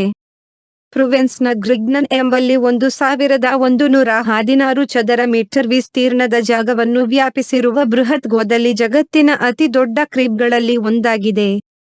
ಕ್ರಿಸ್ಮಸ್ ವೇಳೆ ಪ್ರೊವೆನ್ಸ್ನಲ್ಲಿ ತಯಾರಾದ ಸ್ಯಾಂಟನ್ ಪ್ರತಿಮೆಗಳಿಗೆ ಯುರೋಪಿನ ಸುತ್ತ ಭಾರಿ ಬೇಡಿಕೆ ಇದೆ. ಈ ವಿಗ್ರಹಗಳನ್ನು ಬಳಸಿ ಗೋದಲಿ ರಚಿಸುವುದು ಜನರಿಗೆ ಒಂದು ಪ್ರತಿಷ್ಠೆಯ ವಿಷಯವಾಗಿರುತ್ತದೆ. 8 ನೆಪೋಲಿಟನ್ ಗೋದಲಿ. ಸಂತ ಫ್ರಾನ್ಸಿಸ್ ಗೋದಲಿಯ ಸಂಪ್ರದಾಯವನ್ನು ಆರಂಭಿಸಿದ್ದು ಇಟಲಿಯಲ್ಲಿ. ಬಳಿಕ ರೋಮ್ ಸಹಿತ ಇಟಲಿಯ ಹಲವು ಪಟ್ಟಣಗಳಲ್ಲಿ ಭರ್ಜರಿ ಗೋದಲಿಗಳು ಆರಂಭವಾದವು. 10 ಶತಮಾನಗಳ ಬಳಿಕ ಆಸೀಸ್ ಮತ್ತು ರೋಮ್ಗೆ ಸಮೀಪದ ನೇಪಲ್ಸ್ ಪಟ್ಟಣ ಅತ್ಯಾಕರ್ಷಕ ಗೋದಲಿಗಳಿಗಾಗಿ ಹೆಸರು ಮಾಡಿತು. ನೇಪಲ್ಸ್ನಲ್ಲಿ ಬರೋಕ್ ಎಂಬ ವಿಶಿಷ್ಟ ಶೈಲಿಯ ಕಲಾ ಪ್ರಕಾರ ಆರಂಭವಾಯಿತು. ಈ ಶೈಲಿಯಲ್ಲಿ ಕ್ರಿಸ್ತ ಜನನದ ಭರ್ಜರಿ ತೈಲಚಿತ್ರಗಳನ್ನು 18ನೆಯ ಶತಮಾನದ ಸುಮಾರಿಗೆ ರಚಿಸಲಾಗಿತ್ತು. ಗೋದಲಿಗಳು ಈ ತೈಲಚಿತ್ರಗಳಿಂದ ಪ್ರೇರಣೆ ಪಡೆದಿದ್ದವು. ನೇಪಲ್ಸ್ನ ಶ್ರೀಮಂತ ಕುಟುಂಬಗಳು ಒಂದಕ್ಕಿಂತ ಒಂದು ಹೆಚ್ಚು ವೈಭವೋಪೇತ ದೃಶ್ಯಗಳನ್ನು ನಿರ್ಮಿಸಲು ಪೈಪೋಟಿ ನಡೆಸುತ್ತಿದ್ದವು. ಈ ಗೋದಲಿಗಳಲ್ಲಿ ಯೇಸು ಕ್ರಿಸ್ತನ ಜನನದ ಜೊತೆಗೆ ಇಟಲಿಯ ರಾಜಪುರುಷರು, ಸಾಮಾನ್ಯ ಜನರು, ಜನಜೀವನ, ವ್ಯಾಪಾರಿಗಳು, ಕಣೆ ಹೇಳುವ ಜಿಪ್ಸಿಗಳು, ಇಸ್ಪೀಟು ಆಡುವ ಜನರು, ಮಾರುಕಟ್ಟೆಯಲ್ಲಿ ವ್ಯಾಪಾರಕ್ಕೆ ಹೋಗುವ ಹೆಂಗಸರು, ನಾಯಿ, ಬೆಕ್ಕುಗಳು, ಕೋಳಿಗಳು ಮುಂತಾದ ದೃಶ್ಯಗಳನ್ನು ಸೇರಿಸಲಾಗಿತ್ತು. ಕಾಲಕ್ರಮೇಣ ಅಲ್ಲಿ ನಿರ್ಮಾಣವಾದ ಕ್ರಿಸ್ಮಸ್ ಗೋದಲಿಗಳಲ್ಲೂ ಇಂತಹ ಪ್ರತಿಕೃತಿಗಳೇ ಕಾಣಿಸಿಕೊಂಡವು. ಚಿಕ್ಕ ಗಾತ್ರದ ಸುಂದರ ಪ್ರತಿಕೃತಿಗಳನ್ನು ತಯಾರಿಸುವಲ್ಲಿ ಇಲ್ಲಿನ ಕಲಾಕಾರರನ್ನು ಮೀರಿಸುವವರಿಲ್ಲ. ಇವರು ವರ್ಷವಿಡೀ ಈ ಪ್ರತಿಕೃತಿಗಳನ್ನು ತಯಾರಿಸುತ್ತಾರೆ, ಬಣ್ಣಗಳಿಂದ ಅಲಂಕರಿಸುತ್ತಾರೆ. ಈ ಪ್ರತಿಮೆಗಳು ಗೋದಲಿಗೆ ಕಳೆ ಏರಿಸುತ್ತವೆ. ಕ್ರಿಸ್ತ ಜನನದ ಹಿನ್ನೆಲೆಯಾಗಿ ಇವು ಬೆತ್ಲೆಹೇಮ್ನ ಬದಲು 18ನೇ ಶತಮಾನದ ನೇಪಲ್ಸ್ನ ದೃಶ್ಯಗಳನ್ನು ತೋರಿಸುತ್ತವೆ. ನೇಪಲ್ಸ್ನ ಶೈಲಿ ಇಂದು ವಿಶ್ವ ಪ್ರಸಿದ್ಧವಾಗಿದೆ. ಯುರೋಪ್ ಮತ್ತು ಅಮೆರಿಕಾದ ಹಲವಾರು ದೇಶಗಳಲ್ಲಿ ಇವನ್ನು ಅನುಕರಿಸುವ ಸಾರ್ವಜನಿಕ ಗೋದಲಿಗಳು ಜನಪ್ರಿಯವಾಗಿವೆ. 9. ಪೆರು ದಕ್ಷಿಣ ಅಮೆರಿಕಾದ ಒಂದು ಗುಡ್ಡಗಾಡಿನ ದೇಶ. ಇಲ್ಲಿ ಕ್ರಿಸ್ಮಸ್ ವೇಳೆ ಬೇರೆಲ್ಲ ಆಚರಣೆಗಳಿಗಿಂತ ಹೆಚ್ಚಿನ ಮಹತ್ವ ಇರುವುದು ಗೋದಲಿಯ ರಚನೆಗೆ. ಈ ದೇಶದ ವಿಭಿನ್ನ ಪ್ರಾಂತ್ಯಗಳಲ್ಲಿ ಕ್ರಿಬ್ಗಳ ವೈವಿಧ್ಯ ಕಾಣಬಹುದು. ಅಮೆಜೋನ್ ತೀರದ ಪ್ರದೇಶದ ಗೋದಲಿಗಳಲ್ಲಿ ಗಿಡ್ಡ ಉಡುಗೆಯ ಪ್ರತಿಕೃತಿಗಳು ಇದ್ದರೆ, ಬಾಲ ಯೇಸುವಿನ ಸುತ್ತ ಚಿರತೆ ಮತ್ತು ಹುಲಿಗಳ ಪ್ರತಿಕೃತಿಗಳು ಇರುತ್ತವೆ. ಶಾಂತ ಸಾಗರದ ತೀರ ಪ್ರದೇಶಗಳಲ್ಲಿ ಈ ಗೊಂಬೆಗಳಿಗೆ ಹುಲ್ಲಿನ ಹ್ಯಾಟ್ ತೊಡಿಸುತ್ತಾರೆ. ಆಂಡಿಸ್ ಪರ್ವತ ಪ್ರದೇಶದಲ್ಲಿ ಗೊಂಬೆಗಳಿಗೆ ಬೆಚ್ಚಗಿನ ಉಡುಗೆ ಮತ್ತು ಟೋಪಿ ತೊಡಿಸುತ್ತಾರೆ. ಇಲ್ಲಿ ಬಾಲ ಯೇಸುವಿಗೆ ನಿಯೋಮ್ಯಾನುಯೇಲಿಟು ಎಂದು ಹೆಸರು. ಎಲ್ಲ ಗೋದಲಿಗಳಲ್ಲಿ ಕ್ರಿಸ್ಮಸ್ನ ರಾತ್ರಿ ಬಾಲ ಯೇಸುವಿನ ವಿಗ್ರಹವಿರಿಸುತ್ತಾರೆ. 10. ಮೆಕ್ಸಿಕೋದ ಗೋದಲಿ. ವರ್ಣರಂಜಿತ ಆಚರಣೆಗಳಿಗೆ ಮೆಕ್ಸಿಕೋ ಪ್ರಸಿದ್ಧವಾಗಿದೆ. ಕ್ರೈಸ್ತ ಧರ್ಮ ಇಲ್ಲಿಗೆ ಆಗಮಿಸಿದ್ದು 16ನೇ ಶತಮಾನದ ನಡುವೆ. ಇಲ್ಲಿನ ಗೋದಲಿಯ ರಚನೆಯಿಂದ ಹಿಡಿದು ವಿಗ್ರಹಗಳ ತನಕ ಮೆಕ್ಸಿಕೋದ ಪ್ರಾಚೀನ ಸಂಪ್ರದಾಯಗಳ ಛಾಯೆ ಕಾಣಿಸುತ್ತದೆ. ಇಲ್ಲಿನ ಗೋದಲಿಗಳಲ್ಲಿ ಕಳ್ಳಿ ಗಿಡಗಳು ಮತ್ತು ತೆಂಗಿನ ಮರಗಳು ಧಾರಾಳವಾಗಿ ಇರುತ್ತವೆ. ಪ್ರತಿಕೃತಿಗಳು ಹಳ್ಳಿಯ ದೃಶ್ಯಗಳಲ್ಲಿ ಕಾಣಿಸಿಕೊಳ್ಳುತ್ತವೆ. ಪುರುಷ ಪ್ರತಿಕೃತಿಗಳು ಹುಲ್ಲಿನ ಹ್ಯಾಟ್ ತೊಟ್ಟು ತಿರುಗಾಡುತ್ತವೆ.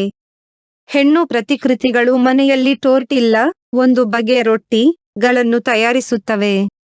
ಇಲ್ಲಿನ ಗೋದಲಿಗಳಲ್ಲಿ ಜೋಸೆಫ್ ಮತ್ತು ಮೇರಿ ಮಾತ್ರವಲ್ಲದೆ ಆಡಮ್, ಈವ್ ಮತ್ತು ಪಿಶಾಚಿ, ಸೈತಾನರ ಪ್ರತಿಕೃತಿಗಳು ಕಾಣಿಸಿಕೊಳ್ಳುತ್ತವೆ.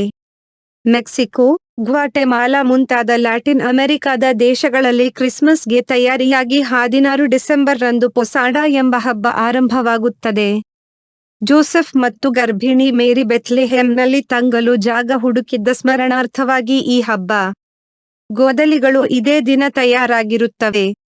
ಮುಂದಿನ 9 ದಿನಗಳ ಕಾಲ ಗೋದಲಿಯ ಮುಂದೆ ದಿನನಿತ್ಯ ಉತ್ಸವ ಆಚರಿಸಲಾಗುತ್ತದೆ. 5 ಸಾಧನೆ. ನಿತೇಶ್, ಬಂಗಾರದಂಥ ಸ್ಫೂರ್ತಿ ಕಥನ. ನಿತೇಶ್ ಕುಮಾರ್ ಹೆಸರನ್ನು ಅನುರಾಣಿಸುವಂತೆ ಕೆಲವರು ಇತ್ತೀಚೆಗೆ ಹೇಳಲು ಕಾರಣವಿದೆ. ಪ್ಯಾರಾಲಿಂಪಿಕ್ಸ್ನಲ್ಲಿ ಪ್ಯಾರಾ ಶಟ್ಲರ್ ಆಗಿ ಅವರು ತೋರಿದ ಹೋರಾಟ ಹಾಗಿತ್ತು.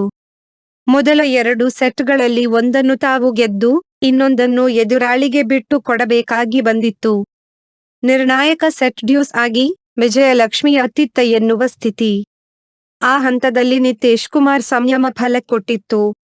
1 ತಾಸು 20 ನಿಮಿಷಗಳ ಆಟದಲ್ಲಿ ಅವರು ಚಿನ್ನದ ಪದಕಕ್ಕೆ ಕೊರಳೊಡ್ಡುವಂತಹ ಗೆಲುವನ್ನು ದಾಖಲಿಸಿದರು. ಎದುರಲ್ಲಿ ಇದ್ದುದು ಗ್ರೇಟ್ ಬ್ರಿಟನ್ನ ಡೇನಿಯಲ್ ಬ್ರೆಥೆಲ್. ಬ್ರೆಥೆಲ್ ಅವರು ಬ್ರಿಟ್ ಎಂಬ ಪೆಟ್ನೇಮ್ನಿಂದಲೇ ಪರಿಚಿತರು. ಇದುವರೆಗೆ 10 ಸಲ ಅವರ ವಿರುದ್ಧ ಆಡುವ ಅವಕಾಶ ನಿತೇಶ್ ಕುಮಾರ್ ಅವರಿಗೆ ಸಿಕ್ಕಿತು. ಆದರೆ, ಗೆದ್ದಿದ್ದು ಚಿನ್ನದ ಪದಕಕ್ಕಾಗಿ ಈ ಸಲ ನಡೆದ ಪಂದ್ಯದಲ್ಲಿ ಮಾತ್ರ. ಮೊದಲ ಸೆಟ್ನಲ್ಲಿ 21-14ರಲ್ಲಿ ಗೆಲುವನ್ನು ತಮ್ಮದಾಗಿಸಿಕೊಂಡ ನಿತೇಶ್, ಎರಡನೇ ಸೆಟ್ನಲ್ಲಿ ಪೈಪೋಟಿ ಎದುರಿಸಿ 18-21ರಲ್ಲಿ ಸೋಲುಂಡರು. ಹೀಗಾಗಿ ಕೊನೆಯ ಸೆಟ್ನಲ್ಲಿ ಬಿರುಸಿನ ಆಟ ನೋಡಲು ಸಿಕ್ಕಿತು. ನಿತೇಶ್ ರಾಜಸ್ಥಾನದವರು. 2009ರಲ್ಲಿ ರೈಲು ಅಪಘಾತದಲ್ಲಿ ಒಂದು ಕಾಲು ಕಳೆದುಕೊಂಡರು. ತಿಂಗಳುಗಟ್ಟಲೆ ಹಾಸಿಗೆ ಹಿಡಿದಿದ್ದರು. ಹಾಸಿಗೆಯಲ್ಲಿ ಹಾಗೆಯೇ ಇರಬಾರದೆಂದು IT Indian Institute of Technology ಪರೀಕ್ಷೆಗೆ ತಯಾರಿ ನಡೆಸಿದರು. ಐಐಟಿಯಲ್ಲಿ ಸೀಟು ಕೂಡ ಸಿಕ್ಕಿತು. ಪುಣೆಯ ಕೃತಕ ಕಾಲು ಅಳವಡಿಸುವ ಘಟಕಕ್ಕೆ ಭೇಟಿ ನೀಡಿದಾಗ ನಿತೇಶ್ ಅವರಿಗೆ ಬದುಕಿನಲ್ಲಿ ಸ್ಫೂರ್ತಿ ಕಥನಗಳು ಕಂಡವು. ಯುದ್ಧದಲ್ಲಿ ಹೋರಾಡಿ ಕಾಲುಗಳನ್ನು ಕಳೆದುಕೊಂಡ ಯೋಧರು, ಕೃತಕ ಕಾಲುಗಳನ್ನು ಅಳವಡಿಸಿಕೊಂಡು ಮುಂದಿನ ಅಧ್ಯಾಯಗಳನ್ನು ಬರೆಯಲು ಅಣಿಯಾಗುತ್ತಿದ್ದುದನ್ನು ನೋಡಿದರು. ಅಷ್ಟೊಂದು ತೀವ್ರವಾಗಿ ಗಾಯಗೊಂಡವರಲ್ಲೂ ಉಳಿದಿದ್ದ ಜೀವನ ಪ್ರೀತಿ ಇವರಲ್ಲೂ ಏನಾದರೂ ಸಾಧಿಸಬೇಕು ಎನ್ನುವ ಹುಮ್ಮಸ್ಸು ಮೂಡಿಸಿತು. 2013ರಲ್ಲಿ ಐಐಟಿ ಮಂಡಿಯಲ್ಲಿ ಪ್ರವೇಶವಾಯಿತು. ಬ್ಯಾಡ್ಮಿಂಟನ್ ಕನಸಿಗೆ ರೆಕ್ಕೆ ಪುಕ್ಕ ಮೂಡಿದ್ದು ಅಲ್ಲಿಯೇ. 3 ವರ್ಷಗಳ ನಂತರ 2017ರಲ್ಲಿ ಅಂತಾರಾಷ್ಟ್ರೀಯ ಮಟ್ಟದಲ್ಲಿ ಬ್ಯಾಡ್ಮಿಂಟನ್ನಲ್ಲಿ ಅವರು ಆಡಲು ಆರಂಭಿಸಿದರು. ಪ್ಯಾರಾ ಬ್ಯಾಡ್ಮಿಂಟನ್ ಆಟಗಾರರು ಸಾಮಾನ್ಯವಾಗಿ ಆಡುವ ಬ್ಯಾಡ್ಮಿಂಟನ್ ಆಟಗಾರರಿಗಿಂತ ಅರ್ಧದಷ್ಟು ಕಡಿಮೆ ಅಗಲ ಇರುವ ಕೋರ್ಟ್ನಲ್ಲಿ ಆಡುತ್ತಾರೆ. ಇದರಿಂದಾಗಿ ಅವರ ಚಲನೆಗೆ ಅನುಕೂಲವಾಗುತ್ತದೆ. 2017ರಲ್ಲಿ ಐರಿಷ್ ಪ್ಯಾರಾ ಬ್ಯಾಡ್ಮಿಂಟನ್ ಪ್ರಶಸ್ತಿಯನ್ನು ನಿತೇಶ್ ತಮ್ಮದಾಗಿಸಿಕೊಂಡರು.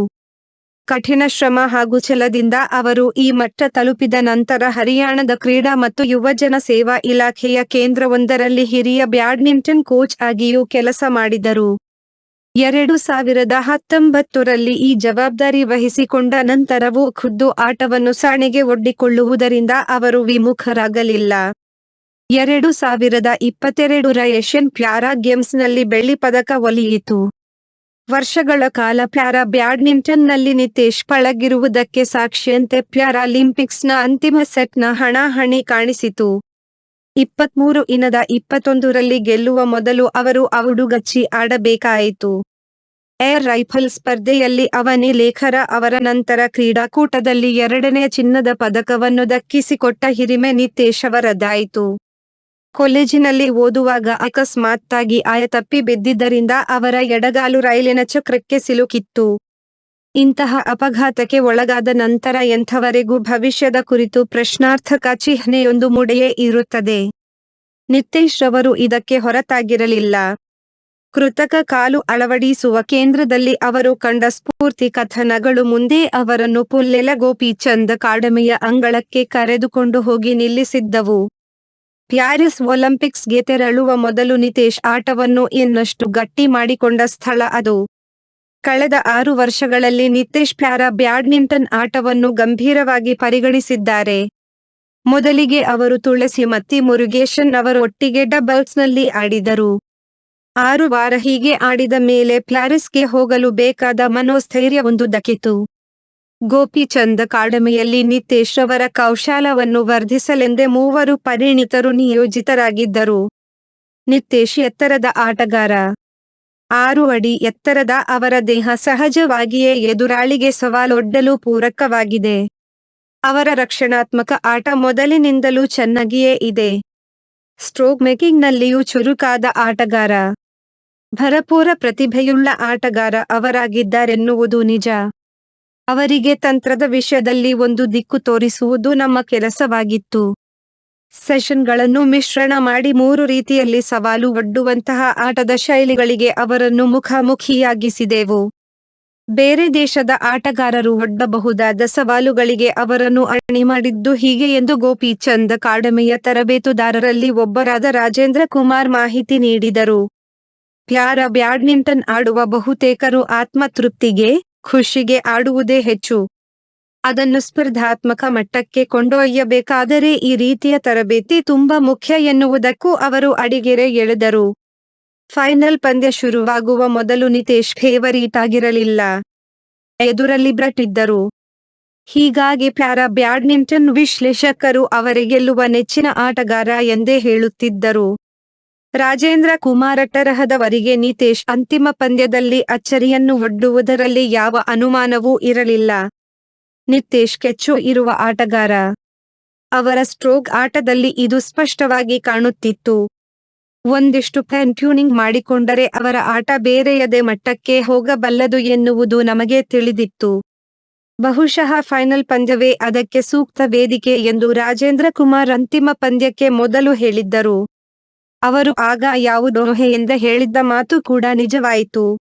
ಅಂತಿಮ ಸೆಟ್ನಲ್ಲಿ 16-16ರ ಸಮಬಲದ ಆಟ ನಡೆಯುತ್ತಿದ್ದಾಗ ಬ್ರೆಟ್ ತುಸು ಲಯ ತಪ್ಪಿದಂತೆ ಕಂಡರು. ಆ ಹಂತದಲ್ಲಿ ಒಂದಿಷ್ಟು ನೋವು ಕೂಡ ಅವರನ್ನು ಬಾಧಿಸಿತು. ಕ್ಷಮತೆ ಹಾಗೂ ಮನೋಬಲ ಎರಡೂ ಹದ ತಪ್ಪದಂತೆ ನೋಡಿಕೊಂಡ ನಿತೇಶ್ ಕೊನೆಗೂ ಚಿನ್ನದೆನೆಗೆ ಬೀರಿದರು. ನಿತೇಶ್ ರವರು ತಮ್ಮ ಒಂದು ಕಾಲನ್ನು ಕಳೆದುಕೊಂಡಾಗ 15 ವರ್ಷದ ಹುಡುಗ. ಅಷ್ಟೇ ವರ್ಷಗಳು ಊರುಳಿದ ನಂತರ ಅವರ ಬದುಕಿನಲ್ಲಿ ಐತಿಹಾಸಿಕ ಅಧ್ಯಾಯವೊಂದು ಮೂಡಿದೆ. ನೋವು ನೀಗಿಕೊಂಡವರ ಗಟ್ಟಿ ಸ್ಫೂರ್ತಿ ಕಥನವಾಗಿ ಅವರ ಬದುಕು ಎಂಥವರಿಗೂ ಕಂಡಿತು. ಎಸ್ಎಲ್ ಅರ್ಥಾತ್ ಕಾಲಿನ ಕೆಳಭಾಗದ ಸಮಸ್ಯೆ ಇರುವವರು ಆಡುವ ಬಗೆಯ ಪ್ಯಾರಾ ಬ್ಯಾಡ್ಮಿಂಟನ್ ಆಟದ ಸದ್ಯದ ದಿಗ್ಗಜರ ಪಟ್ಟಿಯಲ್ಲಿ ನಿತೇಶ್ ಹೆಸರು ಎದ್ದು ಕಾಣುತ್ತಿದೆ. 6 ವ್ಯಕ್ತಿತ್ವ ವಿಕಸನ. ಚಿತ್ತವಿರಲಿ ವಾಸ್ತವದತ್ತ, ಮೈಂಡ್ಫುಲ್ ಆದರೆ ಬದುಕು ವಂಡರ್ಫುಲ್. ಮಾನಸಿಕ ದುಗುಡ, ಭಾವನಾತ್ಮಕ ವ್ಯತ್ಯಯ, ವೃತ್ತಿ ಬದುಕು, ವಿದ್ಯಾರ್ಥಿ ಜೀವನ, ಆರೋಗ್ಯ ಸಮಸ್ಯೆಗಳು ಹೀಗೆ ಬದುಕಿನ ಹಲವು ಹಂತಗಳಲ್ಲಿ ಎದುರಾಗುವ ಸವಾಲುಗಳಿಗೆ ಉತ್ತಮ ಮುಲಾಮೆ ಈ ಮೈಂಡ್ಫುಲ್ನೆಸ್ ಎಂಬ ಮಾನಸಿಕ ಪ್ರಕ್ರಿಯೆ. ನಿನ್ನೆಯ ತನಕ ಬಲಗಾಲು ನೋವಿತ್ತು. ಇವತ್ತು ಕಡಿಮೆಯಾದಂತಿದೆ. ಆದರೆ ಒಂದಿನೀತು ಈ ಆರಾಮವನ್ನು ಅನುಭವಿಸದೆ ಇನ್ಯಾವುದೋ ಒದ್ದಾಟದಲ್ಲಿ ಮನಸ್ಸು ತಲ್ಲೀನ. 108 ಕೆಲಸಗಳ ಬೆನ್ನು ಹತ್ತಿ ತನಗೋಸ್ಕರ ಒಂದಿನೀತು ಪುರುಸೊತ್ತು ಮಾಡಿಕೊಳ್ಳಲು ಸಮಯವಿಲ್ಲವಾಗಿದೆ. ಕೆಲಸದಲ್ಲಿ ಹಿನ್ನಡೆಯನ್ನು ಅನುಭವಿಸಿ ಸಾಕಾದ ನಂತರ ಅಂತೂ ಪ್ರಮೋಷನ್ ದಕ್ಕಿದೆ. ಈ ಆಹ್ಲಾದವನ್ನು ಚೂರಾದರೂ ಮನದೊಳಗೆ ಇಳಿಸಿಕೊಳ್ಳೋಣವೆಂದರೆ ಅದಾಗಲೇ ತನಗಿಂತ ಮೇಲ್ಮಟ್ಟದಲ್ಲಿ ಇರುವವರೊಡನೆ ಹೋಲಿಸಿಕೊಂಡು ಕೀಳರಿಮೆಗೆ ಬಿದ್ದಾಗಿದೆ. ಇವೆಲ್ಲ ಮನಸ್ಸಿಗೆ ನೆಮ್ಮದಿ ನೀಡುವ ಕ್ರಿಯೆ. ಮಾನಸಿಕ ಆರೋಗ್ಯದ ಭಾಗವಾಗಿರುವ ಮೈಂಡ್ಫುಲ್ನೆಸ್ನ ಕೆಲವು ಉದಾಹರಣೆಗಳು. ಇದು ಪ್ರತಿಯೊಬ್ಬರ ಬದುಕಿನಲ್ಲಿ ಒಂದಲ್ಲ ಒಂದು ದಿನ ಕಾಣಿಸಿಕೊಳ್ಳುವ ಮಾನಸಿಕ ಪ್ರಕ್ರಿಯೆ. ಹಾಗಾದರೆ ಏನಿದು ಮೈಂಡ್ಫುಲ್ನೆಸ್? ಮೈಂಡ್ಫುಲ್ನೆಸ್ ಎಂದರೆ ಪ್ರಜ್ಞಾಪೂರ್ವಕವಾಗಿ ಈ ಕ್ಷಣದ ಅರಿವಿನಲ್ಲಿ ಬದುಕುವುದು. ಸುತ್ತಲಿನ ಆಗುಹೋಗುಗಳಿಗೆ ಸ್ಪಂದಿಸುತ್ತಾ ಯಾವುದೇ ತೀರ್ಮಾನ, ಪೂರ್ವಗ್ರಹಗಳಿಲ್ಲದೆ ಈ ಗಳಿಗೆಯ ಅನುಭವಗಳನ್ನು ಸ್ವೀಕರಿಸುವುದು. ಮೈಂಡ್ಫುಲ್ನೆಸ್ ಅಳವಡಿಕೆ ಮಾನಸಿಕ ಸ್ವಾಸ್ಥ್ಯಕ್ಕೆ ಬಲು ಹಿತ. ಮನದ ತಾಕಲಾಟಗಳಿಗೆ ಕನಲದೆ ಆಂತರಿಕ ಬದಲಾವಣೆಗಳನ್ನು ಗಮನಿಸುತ್ತಾ, ಭಾವನಾತ್ಮಕ ಹೊಯ್ದಾಟಗಳನ್ನು ಸ್ವೀಕರಿಸುತ್ತಾ, ಮನಸ್ಸನ್ನು ಹಿಂಸಿಸುವ ಎಲ್ಲ ಅಹಿತ ಭಾವಗಳು ಕ್ಷಣಿಕವೆಂದು ಮನೆಗಾಣುವ ಮನಸ್ಥಿತಿ. ಬದುಕಿನೆಲ್ಲಾದ ಪುಟ್ಟ ಪುಟ್ಟ ಬದಲಾವಣೆಗಳನ್ನು ಗುರುತಿಸಲು ಅಸಾಧ್ಯವಾಗಿಸಿರುವ ನಮ್ಮ ಅಪ್ರಜ್ಞೆಯಿಂದ ಇವತ್ತಿನ ಜೀವನಕ್ಕೆ ನಾವು ಎಂತಿಷ್ಟು ಕಿಮ್ಮತ್ತು ನೀಡಲು ಆಗುತ್ತಿಲ್ಲ. ನಿತ್ಯ ಜೀವನದ ಕಾರ್ಯದೊತ್ತಡಗಳ ಅಲೆಯಲಿಯೇ ಕೊಚ್ಚಿ ಹೋಗದೆ ಹಾಗೆ ಅರೆಗಳಿಗೆ ನಿಂತು ಒಂಚೂರು ವಿರಾಮ, ಇಷ್ಟು ಆರಾಮವನ್ನು ನಮ್ಮದಾಗಿಸುತ್ತಾ ಈ ಕ್ಷಣದಲ್ಲಿ ಕೊಂಚ ಮನಸ್ಸಿಟ್ಟರೂ ಸಾಕು, ನವ ಉಲ್ಲಾಸವೊಂದು ನಮ್ಮ ಜೊತೆಯಾಗಬಲ್ಲದು. ಚಿತ್ತವಿರಲಿ ವಾಸ್ತವದತ್ತ. ನಾವು ಮುಂದಿನ ಯೋಜನೆಗಳನ್ನು ನೆರವೇರಿಸಿಕೊಳ್ಳುವತ್ತ ಓಡುತ್ತಿರುತ್ತೇವೆ. ನಡುವೆ ಸ್ವಲ್ಪ ಸಮಯ ಸಿಕ್ಕರೂ ಹಿಂದಿನ ವೇದನೆಗಳನ್ನು ಹೊದ್ದು ಕುಳಿತು ಬಿಡುತ್ತೇವೆ. ಹೀಗೆ ನಿನ್ನೆ ನಾಳೆಗಳ ನಡುವೆ ನಿರಂತರವಾಗಿ ಜೀಕುತ್ತಿರುವುದು ಮನಸ್ಸಿನ ಸ್ವಭಾವ. ಅಂತೆಯೇ ಇವತ್ತಿನ ವಾಸ್ತವಿಕತೆಯಿಂದ ನಮ್ಮನ್ನು ದೂರಕ್ಕೊಯ್ಯುವ ಮನದ ಹುನ್ನಾರವೋ? ಈ ಗಳಿಗೆಯ ಅನುಭೂತಿಯನ್ನು ಆಘ್ರಾಣಿಸುತ್ತಾ ಇವತ್ತಿನ ಬದುಕನ್ನು ಸ್ವೀಕರಿಸುವುದನ್ನು ಕಲಿಸುವ ಮೈಂಡ್ಫುಲ್ನೆಸ್ ಅಭ್ಯಾಸ ಅಲೆಯುತ್ತಿರುವ ಮನಸ್ಸಿಗೆ ಒಂದು ಸಣ್ಣ ಪುಷ್ ನೀಡಿ ಇಲ್ಲದಿರುವುದರ ಹಪಹಪಿಯಿಂದ ಹೊರಬಂದು ಇರುವುದರತ್ತ ಲಕ್ಷ್ಯವಿತ್ತು ನಿರಾಳವಾಗಬೇಕೆಂದು ಆಗ್ರಹಿಸುತ್ತದೆ. ಪ್ರಜ್ಞಾಪೂರ್ವಕವಾಗಿ ಮನವನ್ನು ಕೈಯಲ್ಲಿರುವ ಕ್ಷಣದತ್ತ ಕೇಂದ್ರೀಕರಿಸಿದರೆ ಅನಗತ್ಯ ಆತಂಕಗಳಿಂದ ಹೊರಬಂದು ಮಾಡಬೇಕಾದ ಕೆಲಸಗಳಿಗೆ ಬೇಕಾದ ಸಿದ್ಧತೆ, ಬದ್ಧತೆಗಳನ್ನು ಹೊಂದಿ ಸಮಸ್ಯೆಗಳಿಗಿರುವ ಸಾಧ್ಯತೆಗಳ ಕುರಿತು ಹೊಸ ಆಯಾಮದಿಂದ ನೋಡಲು ಸಾಧ್ಯವಾಗುತ್ತದೆ. ಮೈಂಡ್ಫುಲ್ನೆಸ್ ಅಗತ್ಯವೇಕೆ? ನಮ್ಮ ಬದುಕಿನ ವೇಗ ಹೆಚ್ಚಾಗಿದೆ. ಹಾಗೆ ಸುತ್ತಮುತ್ತಲಿನ ಆಗುಹೋಗುಗಳಿಂದ ನಾವು ವಿಚಲಿತರಾಗುವ ವೇಗವೋ? ನಾವು ಎಲ್ಲವುದಕ್ಕೂ ವಿಪರೀತವಾಗಿ ಪ್ರತಿಕ್ರಿಯಿಸುತ್ತೇವೆ. ಗಾಬರಿ ಬೀಳುತ್ತೇವೆ. ಸ್ಪರ್ಧಿಸಿ ಒತ್ತಡಕ್ಕೊಳಗಾಗುತ್ತೇವೆ ಹಾಗೂ ಈ ಪ್ರಕ್ರಿಯೆಯಿಂದ ನಮ್ಮ ಮೇಲಾಗುತ್ತಿರುವ ದುಷ್ಪರಿಣಾಮಗಳ ಮೇಲೆ ಗಮನವೇ ಬಾರದಂತೆ ಉಳಿದು ಬಿಡುತ್ತೇವೆ. ಈ ವೇಗದ ಜೀವನ ಕಿರಿಕಿರಿ, ನಿರುತ್ಸಾಹ, ಊಟ ನಿದ್ರೆಯಲ್ಲಿ ವ್ಯತ್ಯಯ, ಬೇಸರ, ಮುರುಟಿದ ಸಂಬಂಧಗಳು ಮೊದಲಾದವುಗಳನ್ನು ಬಳುವಳಿಯಾಗಿ ಹೊತ್ತು ತರುತ್ತದೆ. ಆಗಾಗ ನಿರುಮ್ಮಳವಾಗಿ ರಿಫ್ರೆಶ್ ಆಗುತ್ತಾ ಸ್ವಾವಲೋಕನ ಮಾಡಿಕೊಂಡು ಮುನ್ನಡೆಯದಿದ್ದರೆ ಈ ವೇಗವೆಂಬ ವಿಷವರ್ತುಲದೊಳಗೆ ಅನುಗಾಲ ಒದ್ದಾಡುತ್ತಲೇ ಇರಬೇಕಾಗುತ್ತದೆ. ಹಾಗಾಗಿ ಮೈಂಡ್ಫುಲ್ನೆಸ್ ನಮ್ಮ ಪಾಲಿನ ರಿಫ್ರೆಶ್ ಬಟನ್ ಆಗಿ ವರ್ತಿಸಿ ಜಡ್ಡು ಹಿಡಿದ ಬದುಕಿನ ಪುಟಗಳನ್ನು ಮತ್ತೆ ಹೊಸದಾಗಿ ಲೋಡ್ ಮಾಡಲು ಬಲು ಸಹಕಾರಿಯಾಗಬಲ್ಲದು. ಪುರಾತನ ಪದ್ಧತಿ. ಮೈಂಡ್ಫುಲ್ನೆಸ್ ಎಂಬ 1000 ವರ್ಷಗಳ ಇತಿಹಾಸವುಳ್ಳ ಪೂರ್ವ ದೇಶಗಳಲ್ಲಿ ಬೇರುಗಳನ್ನು ಹೊಂದಿರುವ ಪುರಾತನ ಅಭ್ಯಾಸಕ್ಕೆ ಇವತ್ತಿನ ಸಂಶೋಧನೆಗಳು ನೂತನ ಆಯಾಮ ನೀಡಿವೆ. ಧ್ಯಾನ, ಥೆರಪಿ, ರಿಲ್ಯಾಕ್ಸೇಷನ್ಗಳೊಡನೆ ಮಿಳಿತಗೊಂಡಿದೆ. ಮಾನಸಿಕ ದುಗುಡ, ಭಾವನಾತ್ಮಕ ವ್ಯತ್ಯಯ, ವೃತ್ತಿ ಬದುಕು, ವಿದ್ಯಾರ್ಥಿ ಜೀವನ, ಆರೋಗ್ಯ ಸಮಸ್ಯೆಗಳು ಹೀಗೆ ಬದುಕಿನ ಹಲವು ಹಂತಗಳಲ್ಲಿ ಎದುರಾಗುವ ಸವಾಲುಗಳಿಗೆ ಉತ್ತಮ ಮುಲಾಮಾಗಬಲ್ಲ ಮೈಂಡ್ಫುಲ್ನೆಸ್ ಒಟ್ಟಾರೆ ಜೀವನದ ಗುಣಮಟ್ಟವನ್ನು ಎತ್ತರಿಸಿ ಎಲ್ಲ ಸಮಯದಲ್ಲೂ ಮನಸ್ಸಿಗೆ ಅಗತ್ಯವಾದ ಪ್ರಶಾಂತತೆಯನ್ನು ಆದ್ಯತೆ ಮಾಡಿಕೊಂಡು ಮುಂದುವರಿಯುವುದನ್ನು ಕಲಿಸುತ್ತದೆ. ಮೈಂಡ್ಫುಲ್ನೆಸ್ನ ಲಾಭದ ವ್ಯಾಪ್ತಿ. 1. ಜೀವನದ ಎಡರು ತೊಡರುಗಳನ್ನು ಎದುರಿಸುವಲ್ಲಿ. 2. ಇರುವ ಬದುಕನ್ನು ಅಪ್ಪಿ ಆನಂದಿಸುವುದನ್ನು ಕಲಿಯುವುದರಲ್ಲಿ ಮೈಂಡ್ಫುಲ್ನೆಸ್ ಅತ್ಯುತ್ತಮ ಪರಿಕರವಾಗಬಹುದು.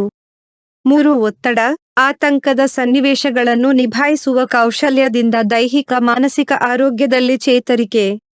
4. ಕೋಪ, ಆಕ್ರೋಶ, ನಿರುತ್ಸಾಹ, ನಿದ್ರಾಹೀನತೆ, ಖಾಲಿತನ, ಖಿನ್ನತೆಯ ಲಕ್ಷಣಗಳು ಮೊದಲಾದ ಸಮಸ್ಯೆಗಳಿಗೆ ಆರೋಗ್ಯ ಸೇವೆಯಲ್ಲಿ ತೊಡಗಿರುವವರು, ಶಿಕ್ಷಕರು, ಪೋಷಕರು, ಆಪ್ತ ಸಲಹೆಗಾರರು ಹೀಗೆ ಹೆಚ್ಚಿನ ಜವಾಬ್ದಾರಿಗಳನ್ನು ನಿರ್ವಹಿಸಬೇಕಾದ ಯಾವುದೇ ವೃತ್ತಿಪರರಿಗೆ ಕಾರ್ಯಸ್ಥಳದಲ್ಲಿ ಕಾಣುವ ಕಾರ್ಯದೊತ್ತಡ, ಸುಸ್ತು, ಬಳಲಿಕೆಗಳನ್ನು ತಗ್ಗಿಸಿ ಕೆಲಸದಲ್ಲಿ ದಕ್ಷತೆಯನ್ನು ಜಾಸ್ತಿ ಮಾಡುವಲ್ಲಿ. 4. ಮಕ್ಕಳಲ್ಲಿ ಸ್ವಸ್ವೀಕೃತಿ, ಭಾವನಾತ್ಮಕ ಹತೋಟಿ, ತಾಳ್ಮೆ, ಏಕಾಗ್ರತೆ ಹಾಗೂ ಕಾರ್ಯಕ್ಷಮತೆ ಹೆಚ್ಚಿಸುವಲ್ಲಿ. ಮೈಂಡ್ಫುಲ್ನೆಸ್ ಅಭ್ಯಾಸ. ಮೈಂಡ್ಫುಲ್ನೆಸ್ ಪ್ರಜ್ಞಾಪೂರ್ವಕವಾಗಿ ವಾಸ್ತವದತ್ತ ಲಕ್ಷ್ಯ ನೀಡುವುದು. ಒಂದೇ ಬಾರಿ ಅತಿಯಾಗಿ ಮನಸ್ಸನ್ನು ಹಿಡಿದಿಡಲು ಯತ್ನಿಸಿ ಸೋತವೆಂದು ಕೈಬಿಡುವ ಬದಲು ಆಗಾಗ್ಗೆ ಎಲ್ಲಿದ್ದೇನೆ, ಈಗೇನು ಮಾಡುತ್ತಿದ್ದೇನೆ, ಇವತ್ತಿಗೆ ಏನು ಮುಖ್ಯ ಎನ್ನುವುದರತ್ತ ಗಮನವನ್ನು ತರಲೆತ್ನಿಸಿದರೆ ನಮ್ಮ ಚೈತನ್ಯವೆಲ್ಲ ಅನಗತ್ಯ ಬೇಡದ ವಿಚಾರಗಳಲ್ಲಿ ಪೋಲಾಗುವುದನ್ನು ತಪ್ಪಿಸಬಹುದು. ಮೈಂಡ್ಫುಲ್ನೆಸ್ ಅನ್ನು ಯಾವ ವೇಳೆಯಲ್ಲಾದರೂ ಎಲ್ಲಿಯಾದರೂ ಅಭ್ಯಸಿಸಲು ಸಾಧ್ಯವಿದೆ. ಹೆಚ್ಚೇನು ನಿರೀಕ್ಷೆಗಳಿಟ್ಟುಕೊಳ್ಳದೆ ಈ ಸರಳ ಅಭ್ಯಾಸಗಳಿಗೆ ದಿನದ ಸ್ವಲ್ಪ ಸಮಯವಾದರೂ ಮೀಸಲಿಟ್ಟು ದಿನಚರಿಯ ಭಾಗವಾಗಿ ಅಳವಡಿಸಿಕೊಂಡರೆ ನಿಧಾನವಾಗಿ, ಒತ್ತಾಯವಿಲ್ಲದೆ ಮನಸ್ಸು ಲಯದಲ್ಲಿರುವುದನ್ನು ಕಂಡುಕೊಳ್ಳುತ್ತದೆ ಮತ್ತು ಮನೋತಲ್ಲಣಗಳು ಕ್ರಮೇಣ ತಾವೇ ನಿಭಾಯಿಸಲ್ಪಡುತ್ತವೆ. ಗಮನ ನೀಡಿ. ನಿಮ್ಮ ಸುತ್ತ ಏನು ಜರುಗುತ್ತಿದೆ, ನೀವೇನು ಮಾಡುತ್ತಿದ್ದೀರಾ ಗಮನಿಸಿ. ಆಹಾರದ ರುಚಿ, ಮೂಗುತಾಕುತ್ತಿರುವ ಘಮಲು, ಜಿಟಿ ಮಳೆ, ತಂಪಾದ ಗಾಳಿ, ಶಬ್ದ, ದೃಶ್ಯ ಎಲ್ಲವನ್ನೂ ಮನ ತುಂಬಿಕೊಳ್ಳಿ. ಈ ಕ್ಷಣದಲ್ಲಿ ಬದುಕಿ. ದೊಡ್ಡದೇನೋ ನೆರವೇರಿಲ್ಲವೆಂದು ನೋಯುವ ಬದಲು ಪುಟ್ಟ ಹೆಜ್ಜೆಗಳನ್ನು ಹರ್ಷಿಸಿ. ಚಿಕ್ಕ ಚಿಕ್ಕ ಪ್ರಗತಿಗೂ ಸಂತಸ ಪಡಿ. ಆಳವಾಗಿ ಉಸಿರಾಡಿ. ಕೆಲಕಾಲವಾದರೂ ಉಸಿರಾಟದ ಮೇಲೆ ಚಿತ್ತವಿರಲಿ. ನಕಾರಾತ್ಮಕತೆಗಳು, ಆತಂಕಗಳು ಬಾಧಿಸಿದಾಗ ದೀರ್ಘ ಉಸಿರಾಟ ನಿರಾಳವಾಗಿಸುವಲ್ಲಿ ಸಹಕಾರಿ. ಪರಿಶೀಲಿಸಿ. ದೇಹವನ್ನೊಮ್ಮೆ ಹಾಗೆ ಪರಿಶೀಲಿಸಿ. ಯಾವ ಭಾಗದಲ್ಲಿ ಒತ್ತಡ, ಆತಂಕಗಳು ಮಡುಗಟ್ಟಿದಂತಿವೆ ನೋಡಿಕೊಂಡು ಹಗುರಾಗಿ ಸಮಯ ನೀಡಿ. ಯಾವ ನೆಪಗಳನ್ನು ನೀಡದೆ ಪುರುಸೊತ್ತು ಮಾಡಿಕೊಳ್ಳಿ. ನಿಮ್ಮಿಷ್ಟದ ಹವ್ಯಾಸವ ಆಯ್ದುಕೊಂಡು ಆನಂದಿಸಿ. ವಿಶ್ರಮಿಸಿ. ಆಗಾಗ ವಿಶ್ರಮಿಸಿ. ಕೆಲಸ ಎಷ್ಟು ಅವಶ್ಯಕವೋ ವಿಶ್ರಾಂತಿಯೂ ಅಷ್ಟೇ ಅವಶ್ಯಕ.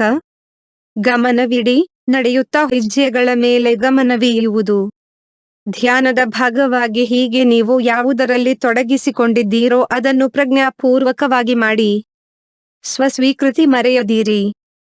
ಸ್ವದೂಷಣೆಯಲ್ಲಿ ತೊಡಗದೆ ಹೇಗಿದ್ದೀವೋ ಅಂತೆಯೇ ಒಪ್ಪಿಕೊಳ್ಳುವ ಮನಸ್ಸು ನಮ್ಮದಾದಲ್ಲಿ ಇಲ್ಲದ್ದಕ್ಕಾಗಿ ಕೊರಗದೆ ಇರುವುದರ ಪಾಲಿಗೆ ಕೃತಜ್ಞತೆಯನ್ನು ತೋರುವುದು ರೂಢಿಯಾಗುತ್ತದೆ. ಜೀವನ ಉತ್ತಮವಾಗಿ ಗೋಚರಿಸುತ್ತದೆ. ಮೈಂಡ್ಫುಲ್ನೆಸ್ ವಿಸ್ತಾರ ದೊಡ್ಡದು.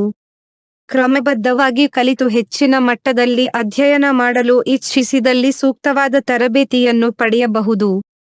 ಜೊತೆಗೆ ದೈಹಿಕ ವ್ಯಾಯಾಮದಂತೆಯೇ ಮೈಂಡ್ಫುಲ್ನೆಸ್ ಒಂತರಹ ಮನಸ್ಸಿನ ವ್ಯಾಯಾಮ.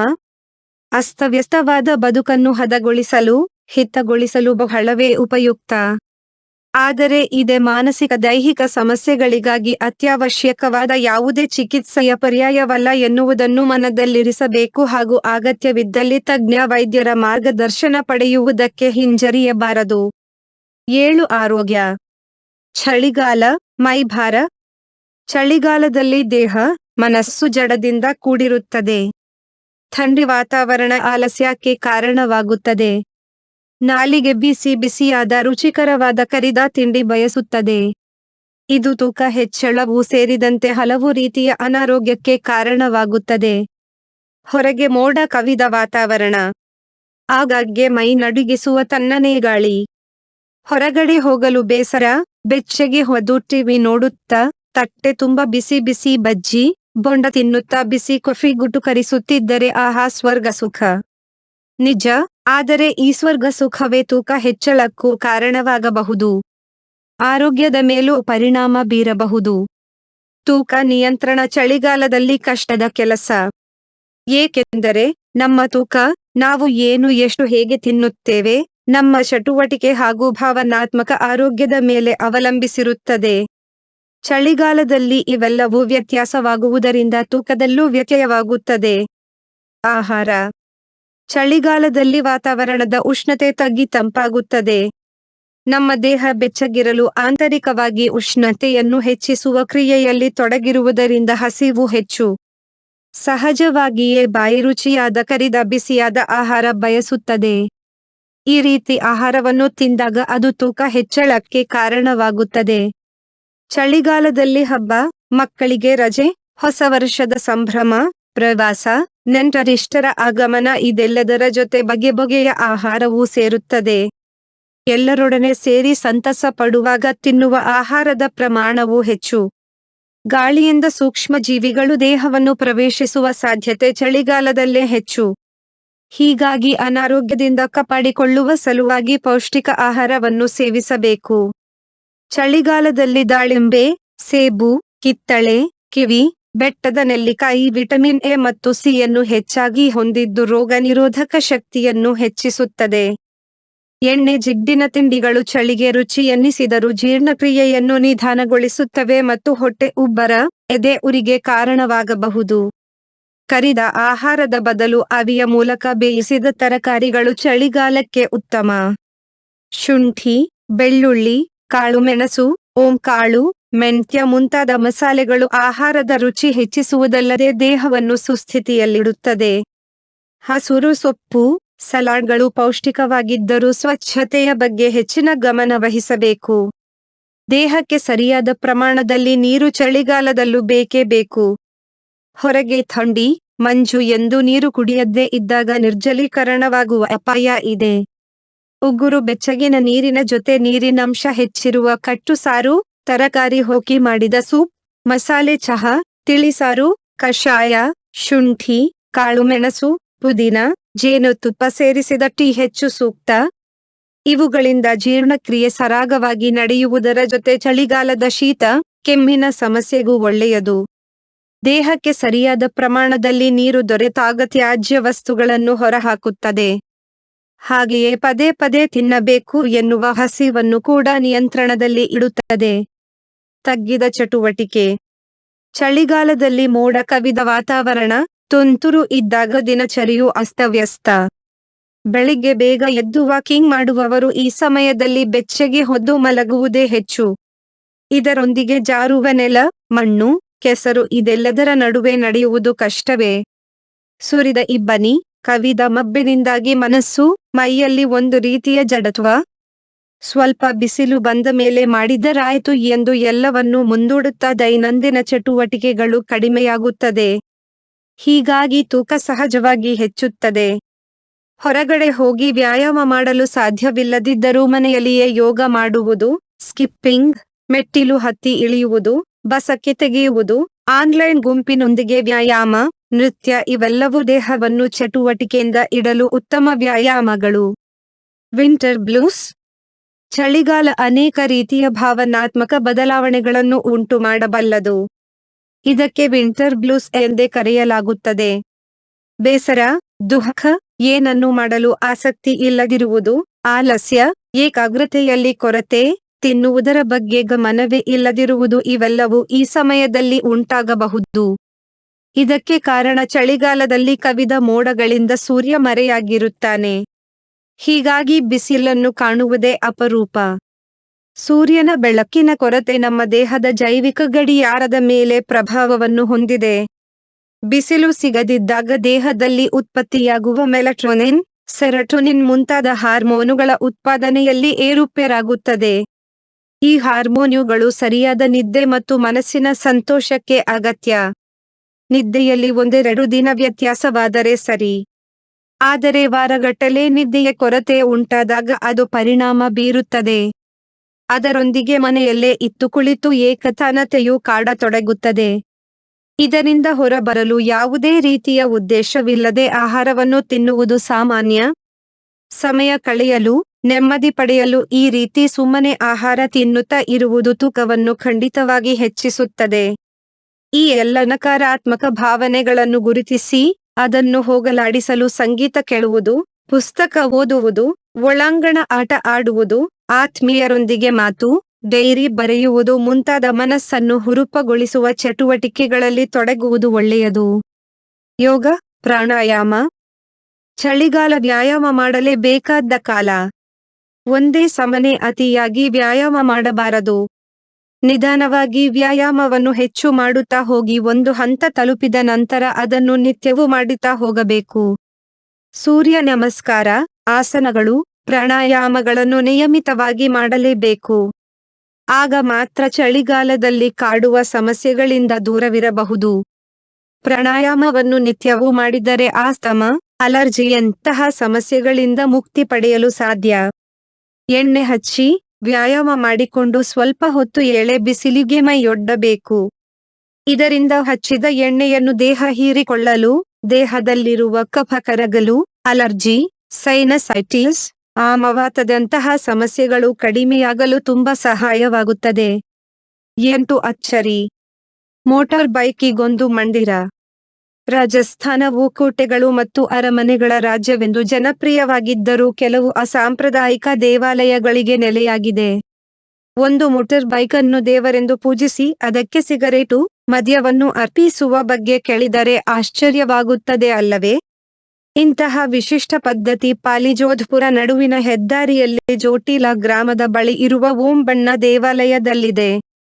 ಓಂಬಣ್ಣ ದೇವಾಲಯವು ಭಾರತದ ಇತರ ಪ್ರಮುಖ ಧಾರ್ಮಿಕ ಸ್ಥಳಗಳಂತೆ ಪ್ರಸಿದ್ಧವಾಗಿಲ್ಲದಿದ್ದರೂ ಅದರ ಕುತೂಹಲಕಾರಿ ಕಥೆಯಿಂದಾಗಿ ಹಾಗೂ ವಿಭಿನ್ನವಾದ ಮತ್ತು ಸಾಂಸ್ಕೃತಿಕವಾಗಿ ಮಹತ್ವದ ಪೂಜಾ ಸ್ಥಳವಾಗಿ ಗುರುತಿಸಲ್ಪಟ್ಟಿದೆ. ಓಂ ಸಿಂಗ್ ರಾಥೋಡ್, ಶ್ರೀ ಓಂಬಣ್ಣ ಮತ್ತು ಬುಲೆಟ್ ಬಾಬಾ ಎಂದು ಸಹ ಕರೆಯುತ್ತಾರೆ.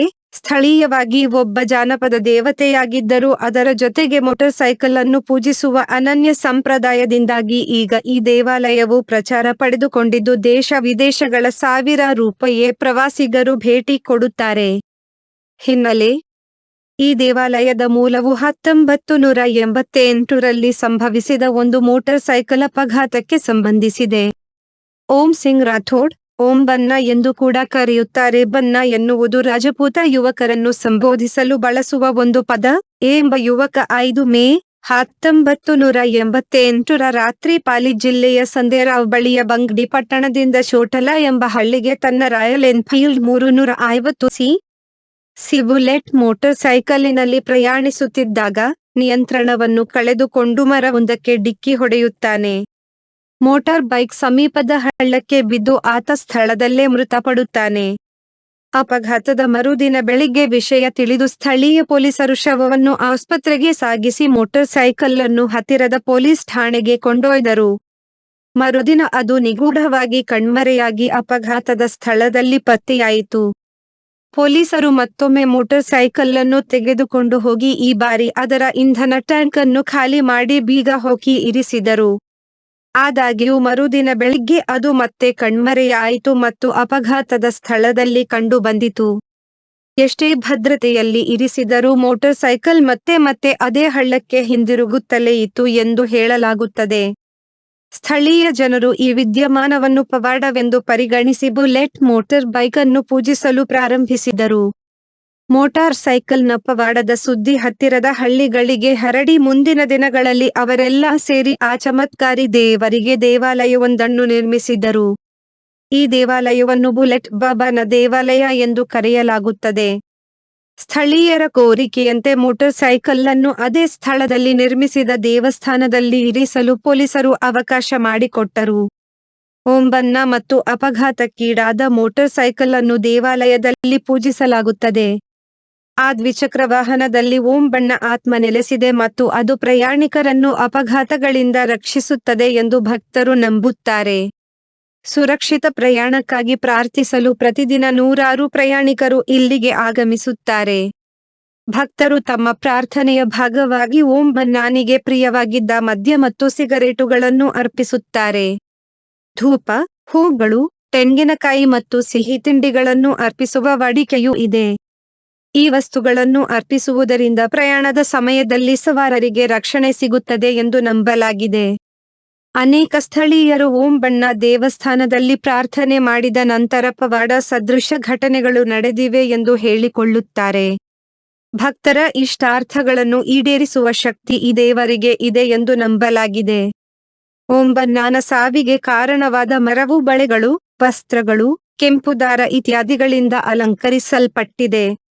ಈ ದೇಗುಲದಲ್ಲಿ ಜ್ಯೋತಿಯನ್ನು ನಿರಂತರವಾಗಿ ಉರಿಸಲಾಗುತ್ತದೆ. ಆ ಹೆದ್ದಾರಿಯಲ್ಲಿ ಪ್ರಯಾಣಿಸುವ ಯಾರೇ ಆದರೂ ಒಮ್ಮೆ ಅಲ್ಲಿ ನಿಂತು ಸುರಕ್ಷಿತ ಮತ್ತು ತೊಂದರೆ ರಹಿತ ಪ್ರಯಾಣಕ್ಕಾಗಿ ಓಂ ಬಣ್ಣ ಆಶೀರ್ವಾದವನ್ನು ಕೋರುತ್ತಾರೆ. ಈ ದೇವಾಲಯವು ಮೋಟಾರ್ ಸೈಕಲ್ ಉತ್ಸಾಹಿಗಳು ಮತ್ತು ಬೈಕ್ಗಳ ಜನಪ್ರಿಯತೆಯನ್ನು ಕೂಡ ಗಳಿಸಿದೆ.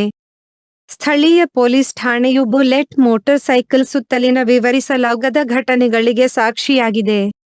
ಓಂ ಬಣ್ಣ ಅವರ ಪ್ರೇತ ಇನ್ನೂ ತನ್ನ ರಾಯಲ್ ಎನ್ಫೀಲ್ಡ್ ಬುಲೆಟ್ 350 ಅನ್ನು ಹೆದ್ದಾರಿಯಲ್ಲಿ ಓಡಿಸುತ್ತದೆ ಮತ್ತು ಆ ದಾರಿಯಲ್ಲಿ ಹೋಗುವ ಪ್ರಯಾಣಿಕರಿಗೆ ಸಹಾಯ ಮಾಡುತ್ತದೆ ಎಂದು ನಂಬಲಾಗಿದೆ. ಓಂ ಸಿಂಗ್ ರಾಥೋಡ್ ಅವರ ಮರಣದ ವಾರ್ಷಿಕೋತ್ಸವದ ನೆನಪಿಗಾಗಿ ಓಂ ಬಣ್ಣ ದೇವಸ್ಥಾನದಲ್ಲಿ ವಾರ್ಷಿಕ ಜಾತ್ರೆಯನ್ನು ನಡೆಸಲಾಗುತ್ತದೆ. ಈ ಜಾತ್ರೆಯು ಅನೇಕ ಸ್ಥಳೀಯ ಭಕ್ತರು ಮತ್ತು ವಿಶಿಷ್ಟವಾದ ಆಚರಣೆಯನ್ನು ವೀಕ್ಷಿಸುವ ಸಲುವಾಗಿ ಕುತೂಹಲದಿಂದ ನೆರೆಯುವ ಪ್ರಯಾಣಿಕರನ್ನು ಆಕರ್ಷಿಸುತ್ತದೆ. ಬುಲೆಟ್ ಬಾಬಾ ದೇವಸ್ಥಾನವನ್ನು ತಲುಪುವುದು ಹೇಗೆ? ದೇವಾಲಯವು ಬೆಳಿಗ್ಗೆ 6 ಗಂಟೆಯಿಂದ ರಾತ್ರಿ 9 ಗಂಟೆಯವರೆಗೆ ತೆರೆದಿರುತ್ತದೆ. ಈ ದೇವಾಲಯವು ಪಾಲಿಯಿಂದ 20 ಕಿಲೋಮೀಟರ್ ಮತ್ತು ಜೋಧಪುರದಿಂದ 53 ಕಿಲೋಮೀಟರ್ ದೂರದಲ್ಲಿ ಪಾಲಿ-ಜೋಧಪುರ ನಡುವಿನ ಹೆದ್ದಾರಿ 62ರಲ್ಲಿ ಚೋಟಿಲಾ ಗ್ರಾಮದ ಬಳಿ ಇದೆ. ಅಲ್ಲಿಂದ ಸರಕಾರಿ ಬಸ್ ಅಥವಾ ಖಾಸಗಿ ಟ್ಯಾಕ್ಸಿ ಮೂಲಕ ಇಲ್ಲಿಗೆ ಸುಲಭವಾಗಿ ತಲುಪಬಹುದು. ಅಕ್ಟೋಬರ್ನಿಂದ ಮಾರ್ಚ್ವರೆಗೆ ಈ ದೇವಾಲಯ ಮತ್ತು ಜೋಧಪುರಕ್ಕೆ ಭೇಟಿ ನೀಡಲು ಉತ್ತಮ ಸಮಯ. ಆಗ ಹವಾಮಾನವು ಆಹ್ಲಾದಕರವಾಗಿರುತ್ತದೆ. 9 ಆಚರಣೆ. ಸೆಪ್ಲಿಕಿಯೋಕ್ಯಾನಂ. ನಾಯಿಗೆ ಶಿಲುಬೆ ಶಿಕ್ಷೆ, ಹೆಬ್ಬಾತಿಗೆ ಗೌರವ. ರೋಮನ್ನರು ಪ್ರತಿ ವರ್ಷವೂ ಆಚರಿಸುವ ಈ ಉತ್ಸವಕ್ಕೆ ಒಂದು ರೋಚಕ ಐತಿಹಾಸಿಕ ಹಿನ್ನೆಲೆ ಇದೆ. ಅಂದು ನಾಯಿಗಳ ಪ್ರತಿಕೃತಿಗಳನ್ನು ಶಿಲುಬೆಗೆ ಏರಿಸಲಾಗುತ್ತದೆ. ಅಲಂಕೃತ ಹೆಬ್ಬಾತಿನ ಪುತ್ಥಳಿಯನ್ನು ವೈಭವೋಪೇತ ಆಸನದಲ್ಲಿರಿಸಿ ಸನ್ಮಾನಿಸಲಾಗುತ್ತದೆ. 4ನೇ ಶತಮಾನದಲ್ಲಿ ನಡೆದ ನಾಯಿಗಳ ವಿಶ್ವಾಸದ್ರೋಹದ ಘಟನೆಯೊಂದನ್ನು ಈ ಉತ್ಸವ ಇಂದಿನವರೆಗೂ ನೆನಪಿಸಿಕೊಡುತ್ತಿದೆ. ರೋಮನಲ್ಲಿ ಸೆಪ್ಲಿಕಿಯೋಕ್ಯಾನಂ ಎಂಬ ಹೆಸರಿನ ನಾಯಿಗಳನ್ನು ಶಿಲುಬೆಗೆ ಏರಿಸುವ ಹಬ್ಬ ಪ್ರತಿ ವರ್ಷ ನಡೆಯುತ್ತದೆ. ಅಂದು ಹೆಬ್ಬಾತಿನ ಕಂಚಿನ ಪುತ್ಥಳಿಯನ್ನು ₹1000 ಜನರು ಮೆರವಣಿಗೆಯಲ್ಲಿ ಹೊತ್ತೊಯ್ದು ಸೆನೆಟರ್ ಕುಳಿತುಕೊಳ್ಳುವ ಆಸನದಲ್ಲಿ ಗೌರವಪೂರ್ವಕವಾಗಿ ಪ್ರತಿಷ್ಠಾಪಿಸುತ್ತಾರೆ. ಬಂಗಾರದ ಒಡವೆ ಮತ್ತು ನೇರಳೆ ಬಣ್ಣದ ದಿರಿಸಿನಿಂದ ಶೋಭಿಸುವ ಹೆಬ್ಬಾತಿನ ಪುತ್ಥಳಿಯನ್ನು ಅಭಿನಂದಿಸಿದ ಬಳಿಕ ಭೀಕರ ಎನಿಸುವ ಇನ್ನೊಂದು ಆಚರಣೆಯು ನಡೆಯುತ್ತದೆ. ಮೇಕೆಯ ತೊಗಲಿನೊಳಗೆ ಒಣಹುಲ್ಲು ತುಂಬಿಸಿ ಕೃತಕ ನಾಯಿಯನ್ನು ಸಿದ್ಧಗೊಳಿಸಿ ತರುತ್ತಾರೆ. ಅದನ್ನು ಶಿಲುಬೆಗೆ ಏರಿಸಿ ಅದರ ಕೈ, ಕಾಲು, ಕೊರಳು, ಹಣೆ ಮೊದಲಾದೆಡೆಗೆ ಮೊಳೆ ಹೊಡೆಯುವ ಮೂಲಕ ಹಿಂಸಿಸಿ ಕೊಲ್ಲುವ ನಾಟಕೀಯ ದೃಶ್ಯವನ್ನು ಪ್ರದರ್ಶಿಸಲಾಗುತ್ತದೆ. ನಾಯಿ ಎಂಬುದು ಸ್ವಾಮಿ ನಿಷ್ಠೆಗೆ ಇನ್ನೊಂದು ಹೆಸರು. ಆದರೆ ಇಷ್ಟೊಂದು ಕ್ರೂರವಾಗಿ ನಾಯಿಯನ್ನು ಕೊಲ್ಲುವ ಪ್ರದರ್ಶನ ಯಾಕೆ ನಡೆಯುತ್ತದೆ ಎಂಬ ಪ್ರಶ್ನೆಗೆ ಉತ್ತರ, ಇತಿಹಾಸದಲ್ಲಿ ದಾಖಲಾಗಿರುವ ನಾಯಿಗಳ ಒಂದು ವಿಶ್ವಾಸದ್ರೋಹದ ಘಟನೆ. ಕ್ರಿಸ್ತಪೂರ್ವ 390 ಇನದ 387ರ ನಡುವಿನ ಅವಧಿಯಲ್ಲಿ ಸಂಭವಿಸಿದ ಆಲಿಯಾ ಯುದ್ಧವೇ ಈ ಒಂದು ಆಚರಣೆಗೆ ಮೂಲ. ಯುದ್ಧ ಸಂಭವಿಸುವುದಕ್ಕೂ ಒಂದು ಪ್ರಮುಖ ಕಾರಣವಿದೆ. ಗಾಲ್ ಬುಡಕಟ್ಟು ಜನಾಂಗಕ್ಕೆ ಸೇರಿದ ಸೆನಾನ್ಸ್ ಪಂಗಡದವರು ತಮ್ಮ ಯುವಕರನ್ನು ಕೂಲಿ ಕೆಲಸಕ್ಕಾಗಿ ಮಾರಾಟ ಮಾಡುವ ಉದ್ದೇಶವಿರಿಸಿಕೊಂಡು ಇಟಲಿಯತ್ತ ಪ್ರಯಾಣ ಬೆಳೆಸಿದ್ದರು. ಆಲ್ಪ್ಸ್ ಪರ್ವತವನ್ನು ದಾಟಿ ಅವರು ಎಟ್ರಸ್ಕನ್ ನಗರದ ಕ್ಲೂಸಿಯಂ, ಇಂದಿನ ಟಸ್ಕಾನಿಯಾದ ಚಿಯುಸಿ ಎಂಬಲ್ಲಿ ಸಾಗಿ ಬರುತ್ತಿದ್ದಾಗ ಅಲ್ಲಿನ ನಿವಾಸಿಗಳು ಗಾಬರಿಯಾದರು. ತಮ್ಮ ನಗರದ ಮೇಲೆ ದಾಳಿ ಇಡಲು ಯಾವುದೋ ದೇಶದ ವೈರಿಗಳು ಬರುತ್ತಿದ್ದಾರೆಂದು ಭಾವಿಸಿ ರೋಮನ್ ಮುಖಂಡರ ಬಳಿಗೆ ಓಡಿ ತಮ್ಮನ್ನು ರಕ್ಷಿಸಬೇಕೆಂದು ಕೇಳಿಕೊಂಡರು. ರೋಮನ್ನರು ಸೆನಾನ್ಸ್ ಜನರೊಂದಿಗೆ ಮಾತುಕತೆ ನಡೆಸಲು ಕುಲೀನ ವರ್ಗದ 3 ಯುವಕರನ್ನು ಕಳುಹಿಸಿದರು. ಅವರು ಯಾವುದೇ ಮಾತುಕತೆ ನಡೆಸದೆ ಸೆನಾನ್ಸ್ ಜನರ ನಾಯಕತ್ವ ವಹಿಸಿದ್ದವನನ್ನು ಕೊಂದು ಹಾಕಿದ್ದರು. ತಮ್ಮ ಪಾಡಿಗೆ ತಾವು ಇಟಲಿಗೆ ಹೋಗುತ್ತಿದ್ದಾಗ ವಿನಾಕಾರಣ ತಮ್ಮ ನಾಯಕನ ಹತ್ಯೆ ಮಾಡಿದ್ದನ್ನು ಕಂಡು ಸೆನಾನ್ಸ್ಗಳು ರೊಚ್ಚಿಗೆದ್ದು ಸಂಘರ್ಷಕ್ಕೆ ಸಿದ್ಧರಾದರು. ರೋಮಿನ ಉತ್ತರಕ್ಕೆ 10 ಮೈಲು ದೂರದಲ್ಲಿರುವ ಟೈಬರ್ ಮತ್ತು ಆಲಿಯಾ ನದಿಗಳು ಸಂಗಮಿಸುವಲ್ಲಿ ಇತಿಹಾಸ ಪ್ರಸಿದ್ಧ ಆಲಿಯಾ ಸಂಗ್ರಾಮ ನಡೆಯಲು ಈ ಘಟನೆಯ ನಾಂದಿಯಾಯಿತು. ಎಟ್ರುಸ್ಕನ್ ನಗರದ ಜನರ ರಕ್ಷಣೆಗಾಗಿ 15,000 ರೋಮನ್ ಸೈನಿಕರು ಶಸ್ತ್ರಸಜ್ಜಿತರಾಗಿ ಬಂದು ಎದುರಿಸಿದ್ದು ಬ್ರೆನ್ನೆಸ್ ನಾಯಕತ್ವದಲ್ಲಿ ಮುನ್ನುಗ್ಗಿದ 70,000 ಸೆನಾನ್ಸ್ ಯುವಕರನ್ನು. ಯುದ್ಧ ಕ್ಷಿಪ್ರವಾಗಿ ಮುಗಿಯಿತು. ರೋಮನ್ ಸೈನಿಕರು ಸೋತುವೆಯೇ ನಗರದತ್ತ ಪಲಾಯನ ಮಾಡಿದರು. ಸೆನಾನ್ಸ್ ಪಂಗಡದವರ ಜೊತೆಗೆ ಎಟ್ರುಸ್ಕನ್ ನಗರದ ಸೆನೆಟರ್ ಶಾಂತಿ ಮಾತುಕತೆ ನಡೆಸಿದರು. ಆದರೆ ಅವರು ಪರಿಹಾರವಾಗಿ ಮೂಟೆಗಟ್ಟಲೆ ಚಿನ್ನ ಮತ್ತು ಅಲ್ಪ ಪ್ರಮಾಣದ ಭೂಮಿಯನ್ನು ಪರಿಹಾರ ರೂಪದಲ್ಲಿ ಕೊಡಬೇಕೆಂದು, ಅದಕ್ಕಿಂತ ಮೊದಲು ರಾಯಭಾರಿಗಳಾಗಿ ಬಂದು ತಮ್ಮ ನಾಯಕನ ಹತ್ಯೆ ಮಾಡಿದ ಯುವಕರನ್ನು ತಮ್ಮ ವಶಕ್ಕೆ ನೀಡಬೇಕೆಂದು ಕೋರಿದರು. ಆದರೆ ಕೊಲೀನ ಕುಟುಂಬಕ್ಕೆ ಸೇರಿದ ಯುವಕರನ್ನು ಅವರಿಗೆ ಒಪ್ಪಿಸಲು ರೋಮನ್ ವರಿಷ್ಠರು ನಿರಾಕರಿಸಿದರು. ಮಾತುಕತೆ ವಿಫಲವಾದರೆ ಸೆನಾನ್ಸ್ ಜನರು ನಗರದೊಳಗೆ ಪ್ರವೇಶಿಸಿ ಸಿಕ್ಕಿದುದನ್ನೆಲ್ಲ ದೋಚುತ್ತಾರೆ, ಕನ್ಯೆಯರ ಮಾನಭಂಗ ಮಾಡುತ್ತಾರೆಂದು ಕ್ಲೂಸಿಯಂ ಪ್ರದೇಶದ ನಿವಾಸಿಗಳು ಭಯಗೊಂಡಿದ್ದರು. ರೋಮನ್ ಸೇನೆ ಪೂರ್ಣನಾಶವಾಗಿದೆ ಎಂದು ಅವರು ಎಣಿಕೆ ಹಾಕಿದ್ದರು. ಕ್ಯಾಪಿಟೋಲಿಸ್ ಬೆಟ್ಟದ ಮೇಲೆ ಒಂದು ರಹಸ್ಯ ಕೋಟೆ ಇತ್ತು. ಶತ್ರುಗಳು ಬಂದಾಗ ಬಚ್ಚಿಟ್ಟುಕೊಳ್ಳಲು ಆ ಕೋಟೆಯನ್ನು ನಿರ್ಮಿಸಲಾಗಿತ್ತು. ಕೋಟೆಗೆ ಹೋಗುವ ಗುಪ್ತ ಮಾರ್ಗ ಕೆಲವು ಮಂದಿ ನಂಬಲರ್ಹ ವ್ಯಕ್ತಿಗಳಿಗೆ ಮಾತ್ರ ತಿಳಿದಿತ್ತು. ಶತ್ರುಗಳು ನಗರ ಪ್ರವೇಶಿಸುವ ಮೊದಲೇ ಜನರು ಜಾಗೃತರಾದರು. ಸಾಧ್ಯವಾದಷ್ಟು ಚಿನ್ನ, ಬೆಳ್ಳಿ, ಆಹಾರಗಳ ಜೊತೆಗೆ ಬೆಲೆ ಬಾಳುವ ಸ್ವತ್ತುಗಳನ್ನು 100 ನಾಯಿಗಳ ಜೊತೆಗೆ ಬೆಟ್ಟದ ಮೇಲಿನ ಕೋಟೆಗೆ ಸಾಗಿಸಿದರು. ಮಕ್ಕಳು, ಸ್ತ್ರೀಯರು, ವೃದ್ಧರನ್ನು ಶ್ರಮಪಟ್ಟು ಯುವಕರು ಗುಪ್ತ ಮಾರ್ಗದ ಮೂಲಕ ಕೋಟೆಗೆ ತಲುಪಿಸಿ, ನಗರ ಪ್ರವೇಶದ ಹೆಬ್ಬಾಗಿಲನ್ನು ಭದ್ರಪಡಿಸಿದರು. ಸೆನಾನ್ಸ್ಗಳು ಪ್ರವೇಶದ್ವಾರವನ್ನು ಒಡೆದು ಒಳಹೊಕ್ಕರು. ಯಾವ ಮನೆಯಲ್ಲಿಯೂ ಜನರಿರಲಿಲ್ಲ. ಕುರುಡು ಕವಡೆಯೂ ದೊರೆಯದೆ ಅವರು ಕಂಗಾಲಾದರು. ಸೆನೆಟಗಳನ್ನು ಹುಡುಕಿಕೊಂಡು ಹೋಗಿ ಅವರ ಗಡ್ಡ ಎಳೆದರು. ಪ್ರತಿಯಾಗಿ ಸೆನೆಟಗಳು ಹೊಡೆದಾಟ ನಡೆಸಿದಾಗ ಸೆನಾನ್ಸ್ಗಳು ಅವರನ್ನು ಹತ್ಯೆ ಮಾಡಿದರು. ನಗರವಿಡೀ 10 ದಿನ ಸುತ್ತಾಡಿ ಕೈಗೆ ಸಿಕ್ಕಿದ್ದನ್ನೆಲ್ಲ ಕೊಳ್ಳೆ ಹೊಡೆದರು.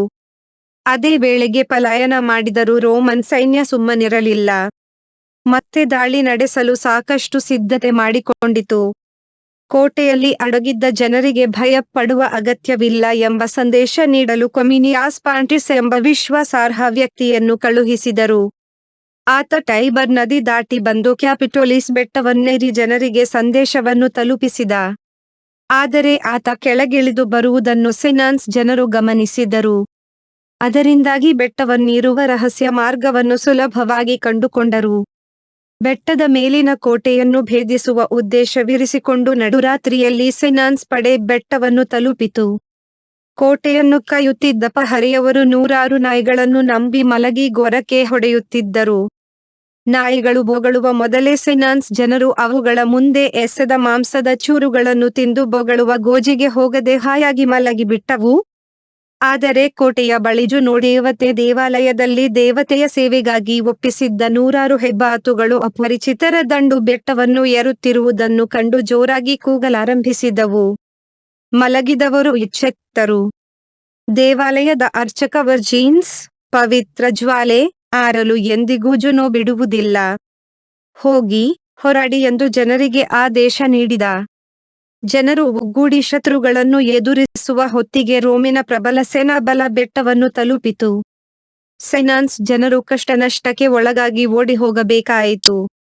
ಯುದ್ಧ ಕೊನೆಗೊಂಡ ಬಳಿಕ, ಕೋಟೆಯನ್ನು ಕಾಯುವ ಬದಲು ನಿದ್ರೆಗೊಳಗಾದ ಪಹರೆಯವರು ಮತ್ತು ಬೊಗಳುವುದನ್ನು ಬಿಟ್ಟು ನಿದ್ರಿಸಿದ 100 ನಾಯಿಗಳನ್ನು ಶಿಲುಬೆಗೆ ಏರಿಸಲಾಯಿತು. ಎಚ್ಚರಗೊಳಿಸಿದ ಹೆಬ್ಬಾತುಗಳನ್ನು ಪುರಸ್ಕರಿಸಲಾಯಿತು ಎಂದು ಇತಿಹಾಸ ಹೇಳುತ್ತದೆ. ಈ ವೈಶಿಷ್ಟ್ಯಪೂರ್ಣ ಐತಿಹಾಸಿಕ ಘಟನೆಯ ಸವಿ ನೆನಪಿಗಾಗಿ ಇಂದಿನವರೆಗೂ ಕೆಲವೆಡೆ 18 ಜುಲೈರಂದು, ಉಳಿದೆಡೆ 3 ಆಗಸ್ಟ್ರಂದು ಮನುಷ್ಯರು ಮತ್ತು ನಾಯಿಗಳ ಪ್ರತಿಕೃತಿಯನ್ನು ಶಿಲುಬೆಗೆ ಏರಿಸುವ ಅಣಕು ಪ್ರದರ್ಶನ ನಡೆಯುತ್ತದೆ. ವಾಲ್ಮರ್ಸ್ ಆರ್ಟ್ ಮ್ಯೂಸಿಯಂನಲ್ಲಿ ಇರುವ ನಾಯಿಯ ಕಂಚಿನ ಮುಖವಾಡ ಮತ್ತು ಕ್ಯಾಪಿಟೋಲಿಯಸ್ ವಸ್ತು ಸಂಗ್ರಹಾಲಯದಲ್ಲಿ ಇರುವ ರೋಮನ್ ಇಂಪೀರಿಯಲ್ ಕಂಚಿನ ಹೆಬ್ಬಾತು ಈ ಐತಿಹಾಸಿಕ ಘಟನೆಗೆ ಪುರಾತನ ಸಾಕ್ಷಿಗಳಾಗಿವೆ. 10 ಚಿಣ್ಣರ ಪುಟ. ಬಾವಿಗೆ ಬಿದ್ದ ಕತ್ತೆ. ಒಬ್ಬ ರೈತನ ಬಳಿ ಒಂದು ಕತ್ತೆ ಹಲವು ವರ್ಷಗಳಿಂದ ಸೇವೆ ಮಾಡುತ್ತಿತ್ತು. ಅವನು ಅದಕ್ಕೆ ಹೊಟ್ಟೆಗೆ ಸರಿಯಾಗಿ ಹುಲ್ಲು, ಹಿಂಡಿ ಏನೂ ಕೊಡುತ್ತಿರಲಿಲ್ಲ. ಆದರೆ ದುರ್ಗಮವಾದ ದಾರಿಯಲ್ಲಿ ಹೊರಲಾಗದಷ್ಟು ಹೊರಸಿ ಹೊಡೆದುಕೊಂಡು ಪೇಟೆಗೆ ಹೋಗುತ್ತಿದ್ದ. ಮನೆಗೆ ಮರಳುವಾಗ ಅದರ ಮೇಲೆ ಕುಳಿತುಕೊಂಡು ಬರುತ್ತಿದ್ದ. ಕತ್ತೆಗೆ ಆಹಾರವಿಲ್ಲದೆ ನಿತ್ರಾಣವಾಗಿ ಒಂದು ದಿನ ಕಾಲು ಜಾರಿ ಬಾವಿಯೊಳಗೆ ಬಿದ್ದಿತು. ರೈತ ಅದನ್ನು ನೋಡಿದ. ಈ ಕತ್ತೆಗೆ ವಯಸ್ಸಾಗಿದೆ, ಅದನ್ನು ಮೇಲಕ್ಕೆತ್ತಿ ತರಬೇಕಾದರೆ ಆ ಕೆಲಸ ಮಾಡುವವರಿಗೆ ವ್ಯರ್ಥ ಸಂಬಳ ಕೊಡಬೇಕಾಗುತ್ತದೆ. ಅದರ ಬದಲು ಹಾಗೆಯೇ ಬಾವಿಯಲ್ಲಿ ಬಿಡುವುದೇ ಲೇಸು ಎಂದು ಹೇಳಿಕೊಂಡ. ಈ ಮಾತು ಕೇಳಿ ಕತ್ತೆ ಅಳಲಾರಂಭಿಸಿತು. ಒಡೆಯ, ಇಷ್ಟು ವರ್ಷಗಳಿಂದ ನಿಮಗೆ ಸೇವೆ ಸಲ್ಲಿಸಿದ ನನಗೆ ಕಡೆಗೂ ನೀವು ಕೊಡುವ ಪ್ರತಿಫಲ ಇದೇನಾ? ನನ್ನ ಬಾವಿಯಲ್ಲಿ ಹೀಗೆ ಬಿಟ್ಟು ಹೋದರೆ ನೀರಿಲ್ಲದೆ, ಆಹಾರವಿಲ್ಲದೆ ಅಸಹಾಯಕನಾಗುತ್ತೇನೆ. ಹದ್ದುಗಳು ಬಂದು ನನ್ನನ್ನು ಕೊಕ್ಕಿ ತಿನ್ನಬಹುದು. ದಯವಿಟ್ಟು ಕರುಣೆ ತೋರಿ ಎಂದು ಬೇಡಿಕೊಂಡಿತು. ಇಲ್ಲ, ಇಲ್ಲ. ನಿನ್ನನ್ನು ಮೇಲಕ್ಕೆತ್ತಲು ತುಂಬ ಹಣ ಖರ್ಚಾಗುತ್ತದೆ. ನಾನು ನಿನಗಾಗಿ ನಷ್ಟ ಮಾಡಿಕೊಳ್ಳುವುದಿಲ್ಲ ಎಂದು ಕರುಣೆಯಿಲ್ಲದೆ ಹೇಳಿದ ರೈತ. ಹಾಗಿದ್ದರೆ ಒಡೆಯ, ಒಂದು ಸಹಾಯ ಮಾಡಿ. ಮಣ್ಣು ತಂದು ಹೋಗಿ ನನ್ನನ್ನು ಪೂರ್ತಿ ಮುಚ್ಚಿ ಬಿಡಿ. ಅದರಿಂದ ಉಸಿರು ಕಟ್ಟಿ ಒಮ್ಮೆಲೆ ಸತ್ತು ಹೋಗುತ್ತೇನೆ. ನಿಮಗೆ ಸೇವೆ ಸಲ್ಲಿಸಿದುದಕ್ಕೆ ಇಷ್ಟಾದರೂ ಮಾಡಿ ಎಂದು ಕತ್ತೆ ಬೇಡಿಕೊಂಡಿತು. ರೈತ ಒಪ್ಪಿಕೊಂಡ. ಹೆಂಡತಿ, ಮಕ್ಕಳನ್ನು ಕರೆತಂದ. ಎಲ್ಲರೂ ಹಾರೆ, ಗುದ್ದಲಿಗಳಿಂದ ಮಣ್ಣು ಅಗೆದು ಬುಟ್ಟಿಯಲ್ಲಿ ತುಂಬಿಸಿ ತಂದು ಬಾವಿಗೆ ಹಾಕತೊಡಗಿದರು. ಆದರೆ ಎಷ್ಟು ಮಣ್ಣು ಹಾಕಿದರೂ ಕತ್ತೆಯನ್ನು ಮುಚ್ಚಲು ಅವರಿಂದ ಆಗಲಿಲ್ಲ. ಆದರೂ ಮಣ್ಣು ಹಾಕುತ್ತಲೇ ಇದ್ದರು. ಬಾವಿ ಭಾಗಶಃ ತುಂಬಿದಾಗ ಕತ್ತೆ ಚಂಗನೆ ಮೇಲಕ್ಕೆ ನೆಗೆಯಿತು. ಅರೆ, ನಿನ್ನನ್ನು ಮಣ್ಣಿನಿಂದ ಮುಚ್ಚಲು ಪ್ರಯತ್ನಿಸಿದರೆ ನೀನು ಸುಲಭವಾಗಿ ಹೇಗೆ ಮೇಲಕ್ಕೆ ಬಂದೆ ಎಂದು ಕೇಳಿದ ರೈತ. ಕತ್ತೆ ಜೋರಾಗಿ ನಕ್ಕಿತು. ಒಡೆಯ, ನೀವು ಬುದ್ಧಿ ಇಲ್ಲದವರನ್ನು ಕತ್ತೆ ಎಂದು ಕರೆಯುತ್ತೀರಿ. ಆದರೆ ನಾನು ಈಗ ಬುದ್ಧಿಯ ಬಲದಿಂದಲೇ ಮೇಲಕ್ಕೆ ಬಂದೆ. ನೀವೆಲ್ಲರೂ ಮಣ್ಣು ಹೊಕ್ಕಿ ಬಾವಿಯನ್ನು ಮುಚ್ಚಲು ಯತ್ನಿಸುವಾಗ ನಾನು ಮಣ್ಣಿನ ಒಳಗಿನಿಂದ ಹೊರಬಂದು ಮೇಲಕ್ಕೆ ಏರುತ್ತಲೇ ಇದ್ದೆ. ಬಾವಿ ತುಂಬಲು ಸ್ವಲ್ಪವೂ ಅಷ್ಟೇ ಉಳಿದಿರುವಾಗ ಜಿಗಿದು ಬಿಟ್ಟೆ. ಕತ್ತೆಯಾದ ನನಗೆ ಇದ್ದ ಜಾಣತನ ಮನುಷ್ಯರಾದ ನಿಮಗಿಲ್ಲದೆ ಹೋಯಿತು ಎಂದಿತು. ರೈತ ಪೆಚ್ಚು ಮೊರೆ ಹಾಕಿದ. ಆದದ್ದಾಯಿತು, ನೀನು ಎಂದಿನಂತೆ ನನ್ನ ಜೊತೆಗೆ ಕೆಲಸ ಮಾಡಿಕೊಂಡಿರು. ಬೇರೆಡೆಗೆ ಹೋದರೆ ಹುಲಿಯೋ ಸಿಂಹವೋ ನಿನ್ನನ್ನು ತಿನ್ನಬಹುದು ಎಂದು ರಾಜಿ ಮಾಡಿಕೊಳ್ಳಲು ಮುಂದಾದ. ಆದರೆ ಕತ್ತೆ, ಇಷ್ಟು ವರ್ಷ ನಿಮಗೆ ಸಲ್ಲಿಸಿದ ಸೇವೆಯನ್ನು ಮರೆತು ನೀವು ಏನು ಮಾಡಿದಿರಿ ಎಂಬುದು ತಿಳಿದ ಮೇಲೂ ನಿಮ್ಮಲ್ಲಿ ಇರುತ್ತೇನಾ? ಖಂಡಿತ ಇಲ್ಲ. ಹುಲಿ, ಸಿಂಹಗಳು ಕೂಡ ನಿಮ್ಮ ಹಾಗೆ ಇರಲಿಕ್ಕಿಲ್ಲ. ಎಲ್ಲಾದರೂ ಹೋಗಿ ಸಿಕ್ಕಿದ ಮೇವಿನಿಂದ ಹೊಟ್ಟೆ ತುಂಬಿಸಿಕೊಂಡು ಸ್ವತಂತ್ರವಾಗಿ ಬದುಕುತ್ತೇನೆ. ಸಂಬಳವಿಲ್ಲದೆ ತನಗಾಗಿ ದುಡಿಯುವ ಪ್ರಾಣಿಗಳಿಗೆ ಕಷ್ಟ ಬಂದಾಗ ನಿಮ್ಮಂತವರು ಕೊಡುವ ಪ್ರತಿಫಲ ಕಂಡು ಪಾಠ ಕಲಿತೆ ಎನ್ನುತ್ತಾ ಹೊರಟು ಹೋಯಿತು. ಆ ಸಮತೋಲನ ಆಹಾರ. ಋತುಮಾನಕ್ಕೆ ತಕ್ಕ ಹಾಗೆ. ಹಿತಮಿತವಾಗಿ ತಿನ್ನು. ಶುಚಿ ರುಚಿ ಸವಿ ಖಾದ್ಯ. ಖುಷಿಯಾಗಿ ಉಣ್ಣು. ಮೊಳಕೆ ಒಡೆದ ಮಡಿಕೆ ಕಾಳು. ಜೊತೆಗಿರಲಿ ಬೇಳೆ ಸಾರು. ಊಟದೊಡ್ಡನೆ ಸವಿದು ನೋಡು. ಮಾವು ಹಲಸು ಬಾಳೆ ಪೇರು. ಮೊಟ್ಟೆ ಮೀನು ಮಾಂಸ ತಿನ್ನು. ಅದರಲ್ಲಿ ಅದು ಪ್ರೋಟೀನು. ರಾಗಿ ಮುದ್ದೆ ಸೊಪ್ಪು ಸಾರು. ಕುಡಿಯಬೇಕು ಶುದ್ಧ ನೀರು. ಮೂಲಂಗಿ ಸವತೆ ಈರುಳ್ಳಿ ಗಜ್ಜರಿ. ಬಳಸು ಹಸಿರು ತರಕಾರಿ. ಬಿಸಿ ರೊಟ್ಟಿಗೆ ಬೆಣ್ಣೆ ತುಪ್ಪ. ಕೆನೆ ಮೊಸರು ತಿನ್ನು ಅಪ್ಪ. ಚಿಣ್ಣರ ಚೈತ್ರ ಮಕ್ಕಳ ಕವಿತೆಗಳು. ರಚನೆ ಬಾಪು ಖಾಡೆ ಮುಧೋಳ. 11 ಅಡುಗೆ ಮನೆ. ಸಂಜೆಯ ಸ್ವಾದಕ್ಕೆ ಸ್ನ್ಯಾಕ್ಸ್ ಮೆರುಗು. ಸಂಜೆಯ ಹೊತ್ತಿಗೆ ಕಾಫಿಗೆ ಏನಾದರೂ ರುಚಿಕರ ಸ್ನ್ಯಾಕ್ಸ್ ಬೇಕು ಎಂದು ನಾಲಿಗೆ ಬಯಸುತ್ತದೆ. ಮಕ್ಕಳು ಸಹ ಬಗೆ ತಿಂಡಿ ತಿನ್ನುವ ಆಸೆ ವ್ಯಕ್ತಪಡಿಸುತ್ತಾರೆ. ಮನೆಯಲ್ಲೇ ಸಮೋಸ, ಬೇಬಿಕಾರ್ನ್ ಕಬಾಬ್, ಪಾವ್ ಭಾಜಿ, ಪಕೋಡಾ ದಿನಕ್ಕೊಂದರಂತೆ ಮಾಡಿ ಮಕ್ಕಳಿಗೆ ನೀಡಬಹುದು. ಒಂದು ಚೀಸ್ ಪನೀರ್ ಸಮೋಸ.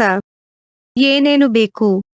ಮೈದಾ ಹಿಟ್ಟು 2 ಕಪ್, ಆಲೂಗೆಡ್ಡೆ 2, ಬಟಾಣಿ ಕಾಳು 1/4 ಕಪ್, ಪನೀರ್ 100 ಗ್ರಾಂ, ಚೀಸ್ ಅರ್ಧ ಕಪ್, ಗರಂ ಮಸಾಲ 1 ಚಮಚ, ಉಪ್ಪು ರುಚಿಗೆ ತಕ್ಕಷ್ಟು, ಮೆಣಸಿನ ಪುಡಿ 2 ಚಮಚ, ಕೊತ್ತಂಬರಿ ಸೊಪ್ಪು ಸ್ವಲ್ಪ, ಚಾಟ್ ಮಸಾಲ 1 ಚಮಚ, ಜೀರಿಗೆ 1 ಚಮಚ, ಎಣ್ಣೆ ಅರ್ಧ ಲೀಟರ್. ಮಾಡೋದು ಹೇಗೆ? ಮೈದಾ ಹಿಟ್ಟಿಗೆ ಉಪ್ಪು, ಜೀರಿಗೆ ಹೊಕ್ಕಿ, 1 ಸೌಟು ಕಾದ ಎಣ್ಣೆ ಹೊಕ್ಕಿ, ಸ್ವಲ್ಪ ನೀರು ಹೊಕ್ಕಿ ಚಪಾತಿ ಹಿಟ್ಟಿನ ಹದಕ್ಕೆ ಕಲಿಸಿಕೊಳ್ಳಿ. ಒಂದು ಪಾತ್ರೆಯಲ್ಲಿ ಬೇಯಿಸಿದ ಆಲೂಗೆಡ್ಡೆಯನ್ನು ಸಿಪ್ಪೆ ತೆಗೆದು ಕಿವುಚಿ, ಅದಕ್ಕೆ ಬೇಯಿಸಿದ ಬಟಾಣಿ ಕಾಳು, ತುರಿದ ಪನೀರ್ ಮತ್ತು ಚೀಸ್ ಸೇರಿಸಿ. ಉಳಿದ ಪುಡಿಗಳನ್ನು ಸೇರಿಸಿ ಸ್ಟಫಿಂಗ್ ತಯಾರಿಸಿ.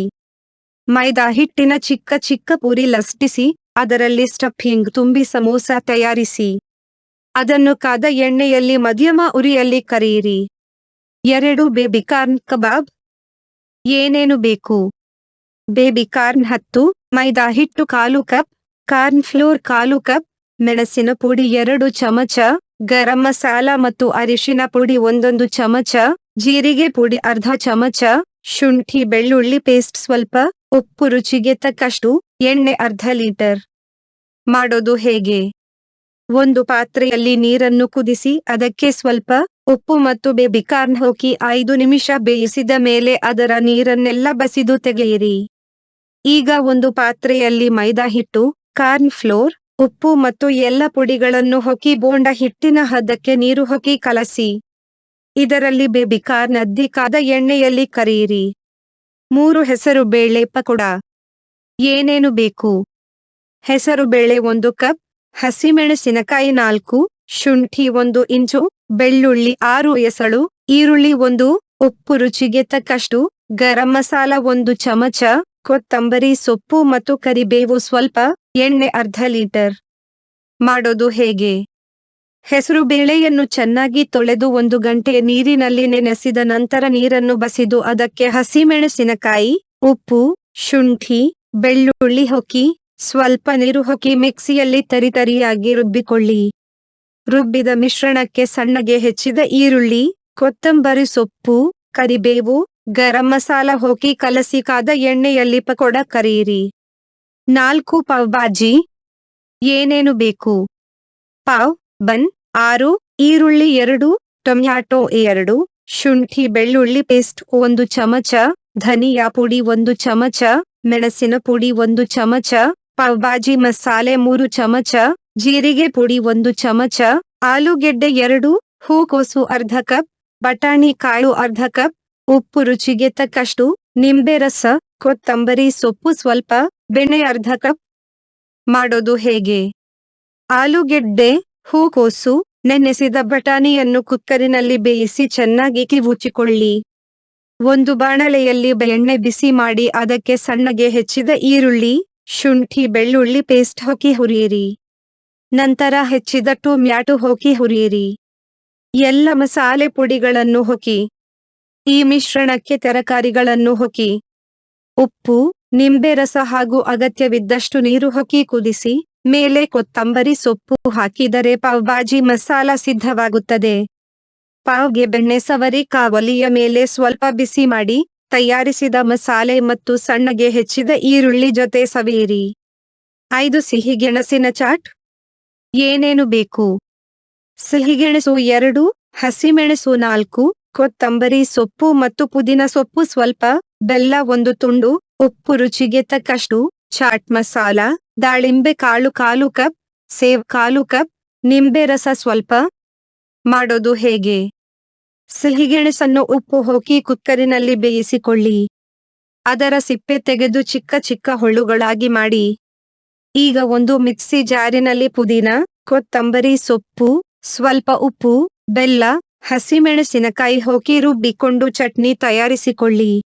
ಒಂದು ಪ್ಲೇಟಿನಲ್ಲಿ ಗೆಣಸಿನ ಹೋಳುಗಳನ್ನು ಹಾಕಿ ಅದರ ಮೇಲೆ ಪುದೀನ ಚಟ್ನಿ, ನಿಂಬೆ ರಸ ಹಾಗೂ ಚಾಟ್ ಮಸಾಲ ಹಾಕಿ ಕಲಸಿ. ಇದರ ಮೇಲೆ ದಾಳಿಂಬೆ ಕಾಳು, ಸೇವ್ ಹಾಗೂ ಕೊತ್ತಂಬರಿ ಸೊಪ್ಪು ಹಾಕಿ ಅಲಂಕರಿಸಿದರೆ ಸಿಹಿಗೆಣಸಿನ ಚಾಟ್ ರೆಡಿ. 12 ಮಿತ್ರ ಜ್ಯೋತಿ ವಾರ್ತೆ. 28 ಅಕ್ಟೋಬರ್ 2024 ರಂದು ತುಮಕೂರು ವಿಶ್ವವಿದ್ಯಾಲಯದ ಸ್ನಾತಕೋತ್ತರ ಪದವಿಯ ಸಮಾಜ ಕಾರ್ಯ ವಿಭಾಗದ ಅಂತಿಮ ವರ್ಷದ 68 ವಿದ್ಯಾರ್ಥಿಗಳು ಮಿತ್ರ ಜ್ಯೋತಿ ಸಂಸ್ಥೆಗೆ ಭೇಟಿ ನೀಡಿ ಅಲ್ಲಿನ ಕಾರ್ಯಚಟುವಟಿಕೆಗಳನ್ನು ವೀಕ್ಷಿಸಿದರು. ಭವಿಷ್ಯದ ಸಮಾಜ ಕಾರ್ಯಕರ್ತರಾಗಿ ರೂಪುಗೊಳ್ಳಲು ಈ ಅನುಭವವು ವಿದ್ಯಾರ್ಥಿಗಳೆಲ್ಲರಿಗೂ ಸಹಕಾರಿಯಾಗಿದೆ. ಮಿತ್ರ ಜ್ಯೋತಿಯ ಸಂಸ್ಥಾಪಕರಾದ ಡಾಕ್ಟರ್ ಮಧು ಸಿಂಘಾಲ್ ಅವರು ತಮ್ಮ ಸ್ಫೂರ್ತಿದಾಯಕ ಜೀವನ ಪಯಣ ಹಾಗೂ ಸಂಸ್ಥೆಯ ಧ್ಯೇಯೋದ್ದೇಶಗಳನ್ನು ಎಲ್ಲರೊಂದಿಗೆ ಹಂಚಿಕೊಂಡರು. ಹೀಲಿಯಾನ್ ತಂಡವು ಮಿತ್ರ ಜ್ಯೋತಿ ವಿದ್ಯಾರ್ಥಿಗಳಿಗೆ ವಿವಿಧ ವಿಷಯಗಳಿಗೆ ಸಂಬಂಧಿಸಿದಂತೆ ಮಾರ್ಗದರ್ಶನ ಹಾಗೂ ಪ್ರೇರಣೆ ನೀಡುತ್ತಾ ಬಂದಿದೆ. ಈ ಮಾರ್ಗದರ್ಶನವು ವಿದ್ಯಾರ್ಥಿಗಳ ಆತ್ಮವಿಶ್ವಾಸ ಹೆಚ್ಚಿಸಿ ಅವರು ಉದ್ಯೋಗಕ್ಕೆ ಅರ್ಹರಾಗುವಂತೆ ಮಾಡಲು ಬಹಳ ಸಹಕಾರಿಯಾಗಿದ್ದು, ಇದಕ್ಕಾಗಿ ಮಿತ್ರ ಜ್ಯೋತಿ ಕುಟುಂಬವು ಹೀಲಿಯಾನ್ ತಂಡಕ್ಕೆ ಸದಾ ಆಭಾರಿಯಾಗಿರುತ್ತದೆ. 23 ನವೆಂಬರ್ 2024 ರಂದು ಹೀಲಿಯಾನ್ ತಂಡದ ಸ್ವಯಂ ಸೇವಕರು ಪ್ರಸ್ತುತ ಸಂಸ್ಥೆಯಲ್ಲಿರುವ ವಿದ್ಯಾರ್ಥಿಗಳಿಗೆ ಅಂತಿಮವಾಗಿ ತರಬೇತಿಯನ್ನು ನೀಡಿದರು. ವಿದ್ಯಾರ್ಥಿಗಳಾದ ಅನಿತಾ ಮತ್ತು ಚಿರಾಗ್ ಗಾರ್ಗ್ ಹೀಲಿಯಾನ್ ಕಂಪನಿಯಲ್ಲಿ ಇಂಟರ್ನ್ಶಿಪ್ ಮಾಡುವ ಅವಕಾಶವನ್ನು ಪಡೆದಿದ್ದಾರೆ. 20 ನವೆಂಬರ್ 2024 ರಂದು ಇವರಿಬ್ಬರು ಹೀಲಿಯಾನ್ ಕಂಪನಿಯ chief human resource officer Shrimati Line Dedeker ಮತ್ತು chief digital technology officer Shrimati Claire Dixon ಅವರಿಂದ ಪ್ರಸ್ತಾಪ ಪತ್ರ ಪಡೆದರು. ಇವರಿಬ್ಬರಿಗೂ ಮಿತ್ರ ಜ್ಯೋತಿ ಕುಟುಂಬವು ಶುಭ ಹಾರೈಸುತ್ತದೆ. 20 ನವೆಂಬರ್ 2024 ರಂದು ಬ್ಯಾರಿಯರ್ ಬ್ರೇಕ್ ತಂಡವು ಇನ್ಕ್ಲೂಸಿವ್ ಇಂಡಿಯಾ ಡಿಜಿಟಲ್ ಫಸ್ಟ್ನ 3ನೇ ಆವೃತ್ತಿಯ ಕಾರ್ಯಕ್ರಮವನ್ನು ಬೆಂಗಳೂರಿನ ರಾಡಿಸನ್ ಬ್ಲೂ ಹೋಟೆಲಿನಲ್ಲಿ ಏರ್ಪಡಿಸಿತ್ತು. ಇದರಲ್ಲಿ ಎಲ್ಲರನ್ನೂ ಒಳಗೊಳ್ಳುವಿಕೆ ಹಾಗೂ ಸುಗಮ್ಯತೆಗೆ ಸಂಬಂಧಿಸಿದಂತೆ ಚರ್ಚೆಗಳು ಮತ್ತು ಅಧಿವೇಶನಗಳು ನಡೆದವು. ಮಿತ್ರ ಜ್ಯೋತಿಯ ಕೆಲವು ವಿದ್ಯಾರ್ಥಿಗಳು ಈ ಕಾರ್ಯಕ್ರಮದಲ್ಲಿ ಭಾಗವಹಿಸಿದ್ದರು. 21 ನವೆಂಬರ್ 2024 ರಂದು ಮಿತ್ರ ಜ್ಯೋತಿಯು ಬ್ಯಾರಿಯರ್ ಬ್ರೇಕ್ ತಂಡದ ಸಹಯೋಗದಲ್ಲಿ ಈ ಆವೃತ್ತಿಯ ಮುನ್ನಾ ದಿನದ ಕಾರ್ಯಕ್ರಮವನ್ನು ಮಿತ್ರ ಜ್ಯೋತಿಯ ಸಭಾಂಗಣದಲ್ಲಿ ಆಯೋಜಿಸಿತ್ತು. ಈ ಕಾರ್ಯಕ್ರಮವು ಎಲ್ಲರನ್ನೂ ಒಳಗೊಳ್ಳುವಿಕೆ ಹಾಗೂ ಸುಲಭ್ಯತೆಯನ್ನು ಪ್ರಚರಿಸುತ್ತಿರುವ ಸಾಮಾನ್ಯ ಮನಸ್ಕ ವ್ಯಕ್ತಿಗಳು ಮತ್ತು ಸಂಸ್ಥೆಗಳನ್ನು ಒಂದೆಡೆ ಕೂಡಿಸುವಲ್ಲಿ ಸಹಕಾರಿಯಾಗಿತ್ತು. ಇದರಲ್ಲಿ ಅಮೆಜಾನ್ ಕಂಪನಿಯ ಸಹಾಯಕ ಸಾಧನಗಳ ತಂಡವು ಭಾಗವಹಿಸಿದ್ದು, ಅವರು ದೃಷ್ಟಿ ವಿಶೇಷ ಚೇತನರ ಸಬಲೀಕರಣಕ್ಕಾಗಿ ಸಿದ್ಧಪಡಿಸಿರುವ ಸಾಧನಗಳ ಬಗ್ಗೆ ನೀಡಿದ ತಿಳುವಳಿಕೆ ಬಹಳ ಸ್ಫೂರ್ತಿದಾಯಕವಾಗಿದ್ದು, ಜ್ಞಾನದ ಅರಿವನ್ನು ಮೂಡಿಸಿತು. ಬ್ಯಾರಿಯರ್ ಬ್ರೇಕ್ನೊಂದಿಗಿನ ಭವಿಷ್ಯತ್ತಿನ ಸಹಯೋಗವನ್ನು ಮಿತ್ರ ಜ್ಯೋತಿ ತಂಡವು ಎದುರು ನೋಡುತ್ತಿದೆ. 21 ನವೆಂಬರ್ 2024 ರಂದು ಡೆಲ್ ಕಂಪನಿಯ ಹಿರಿಯ ನಿರ್ದೇಶಕರಾದ ಶ್ರೀದೇಶ್ ನ್ಯಾಶ್, ಡೆಲ್ ಕಂಪನಿಯ ಹಿರಿಯ ಅಧಿಕಾರಿಗಳೊಂದಿಗೆ ಮಿತ್ರ ಜ್ಯೋತಿ ಸಂಸ್ಥೆಗೆ ಭೇಟಿ ನೀಡಿದ್ದರು. ಮಿತ್ರ ಜ್ಯೋತಿಯ ಕಾರ್ಯನಿರ್ವಾಹಕ ನಿರ್ದೇಶಕರಾದ ಶ್ರೀಮತಿ ಆಶಾ ಶ್ರೀಧರ್ ಅವರೆಲ್ಲರಿಗೂ ಸಂಸ್ಥೆಯ ಕಾರ್ಯಚಟುವಟಿಕೆಗಳ ಪರಿಚಯ ಮಾಡಿಸಿದರು. ಮಿತ್ರ ಜ್ಯೋತಿಯ ಸಿಬ್ಬಂದಿಗಳ ಸಮರ್ಪಿತ ಕಾರ್ಯವನ್ನು ಪ್ರಶಂಸಿಸಿದ ಅವರೆಲ್ಲರೂ ಸಿಬ್ಬಂದಿಗಳಿಗೆ ಪ್ರಶಂಸಾ ಫಲಕಗಳನ್ನು ನೀಡಿ ಗೌರವಿಸಿದರು.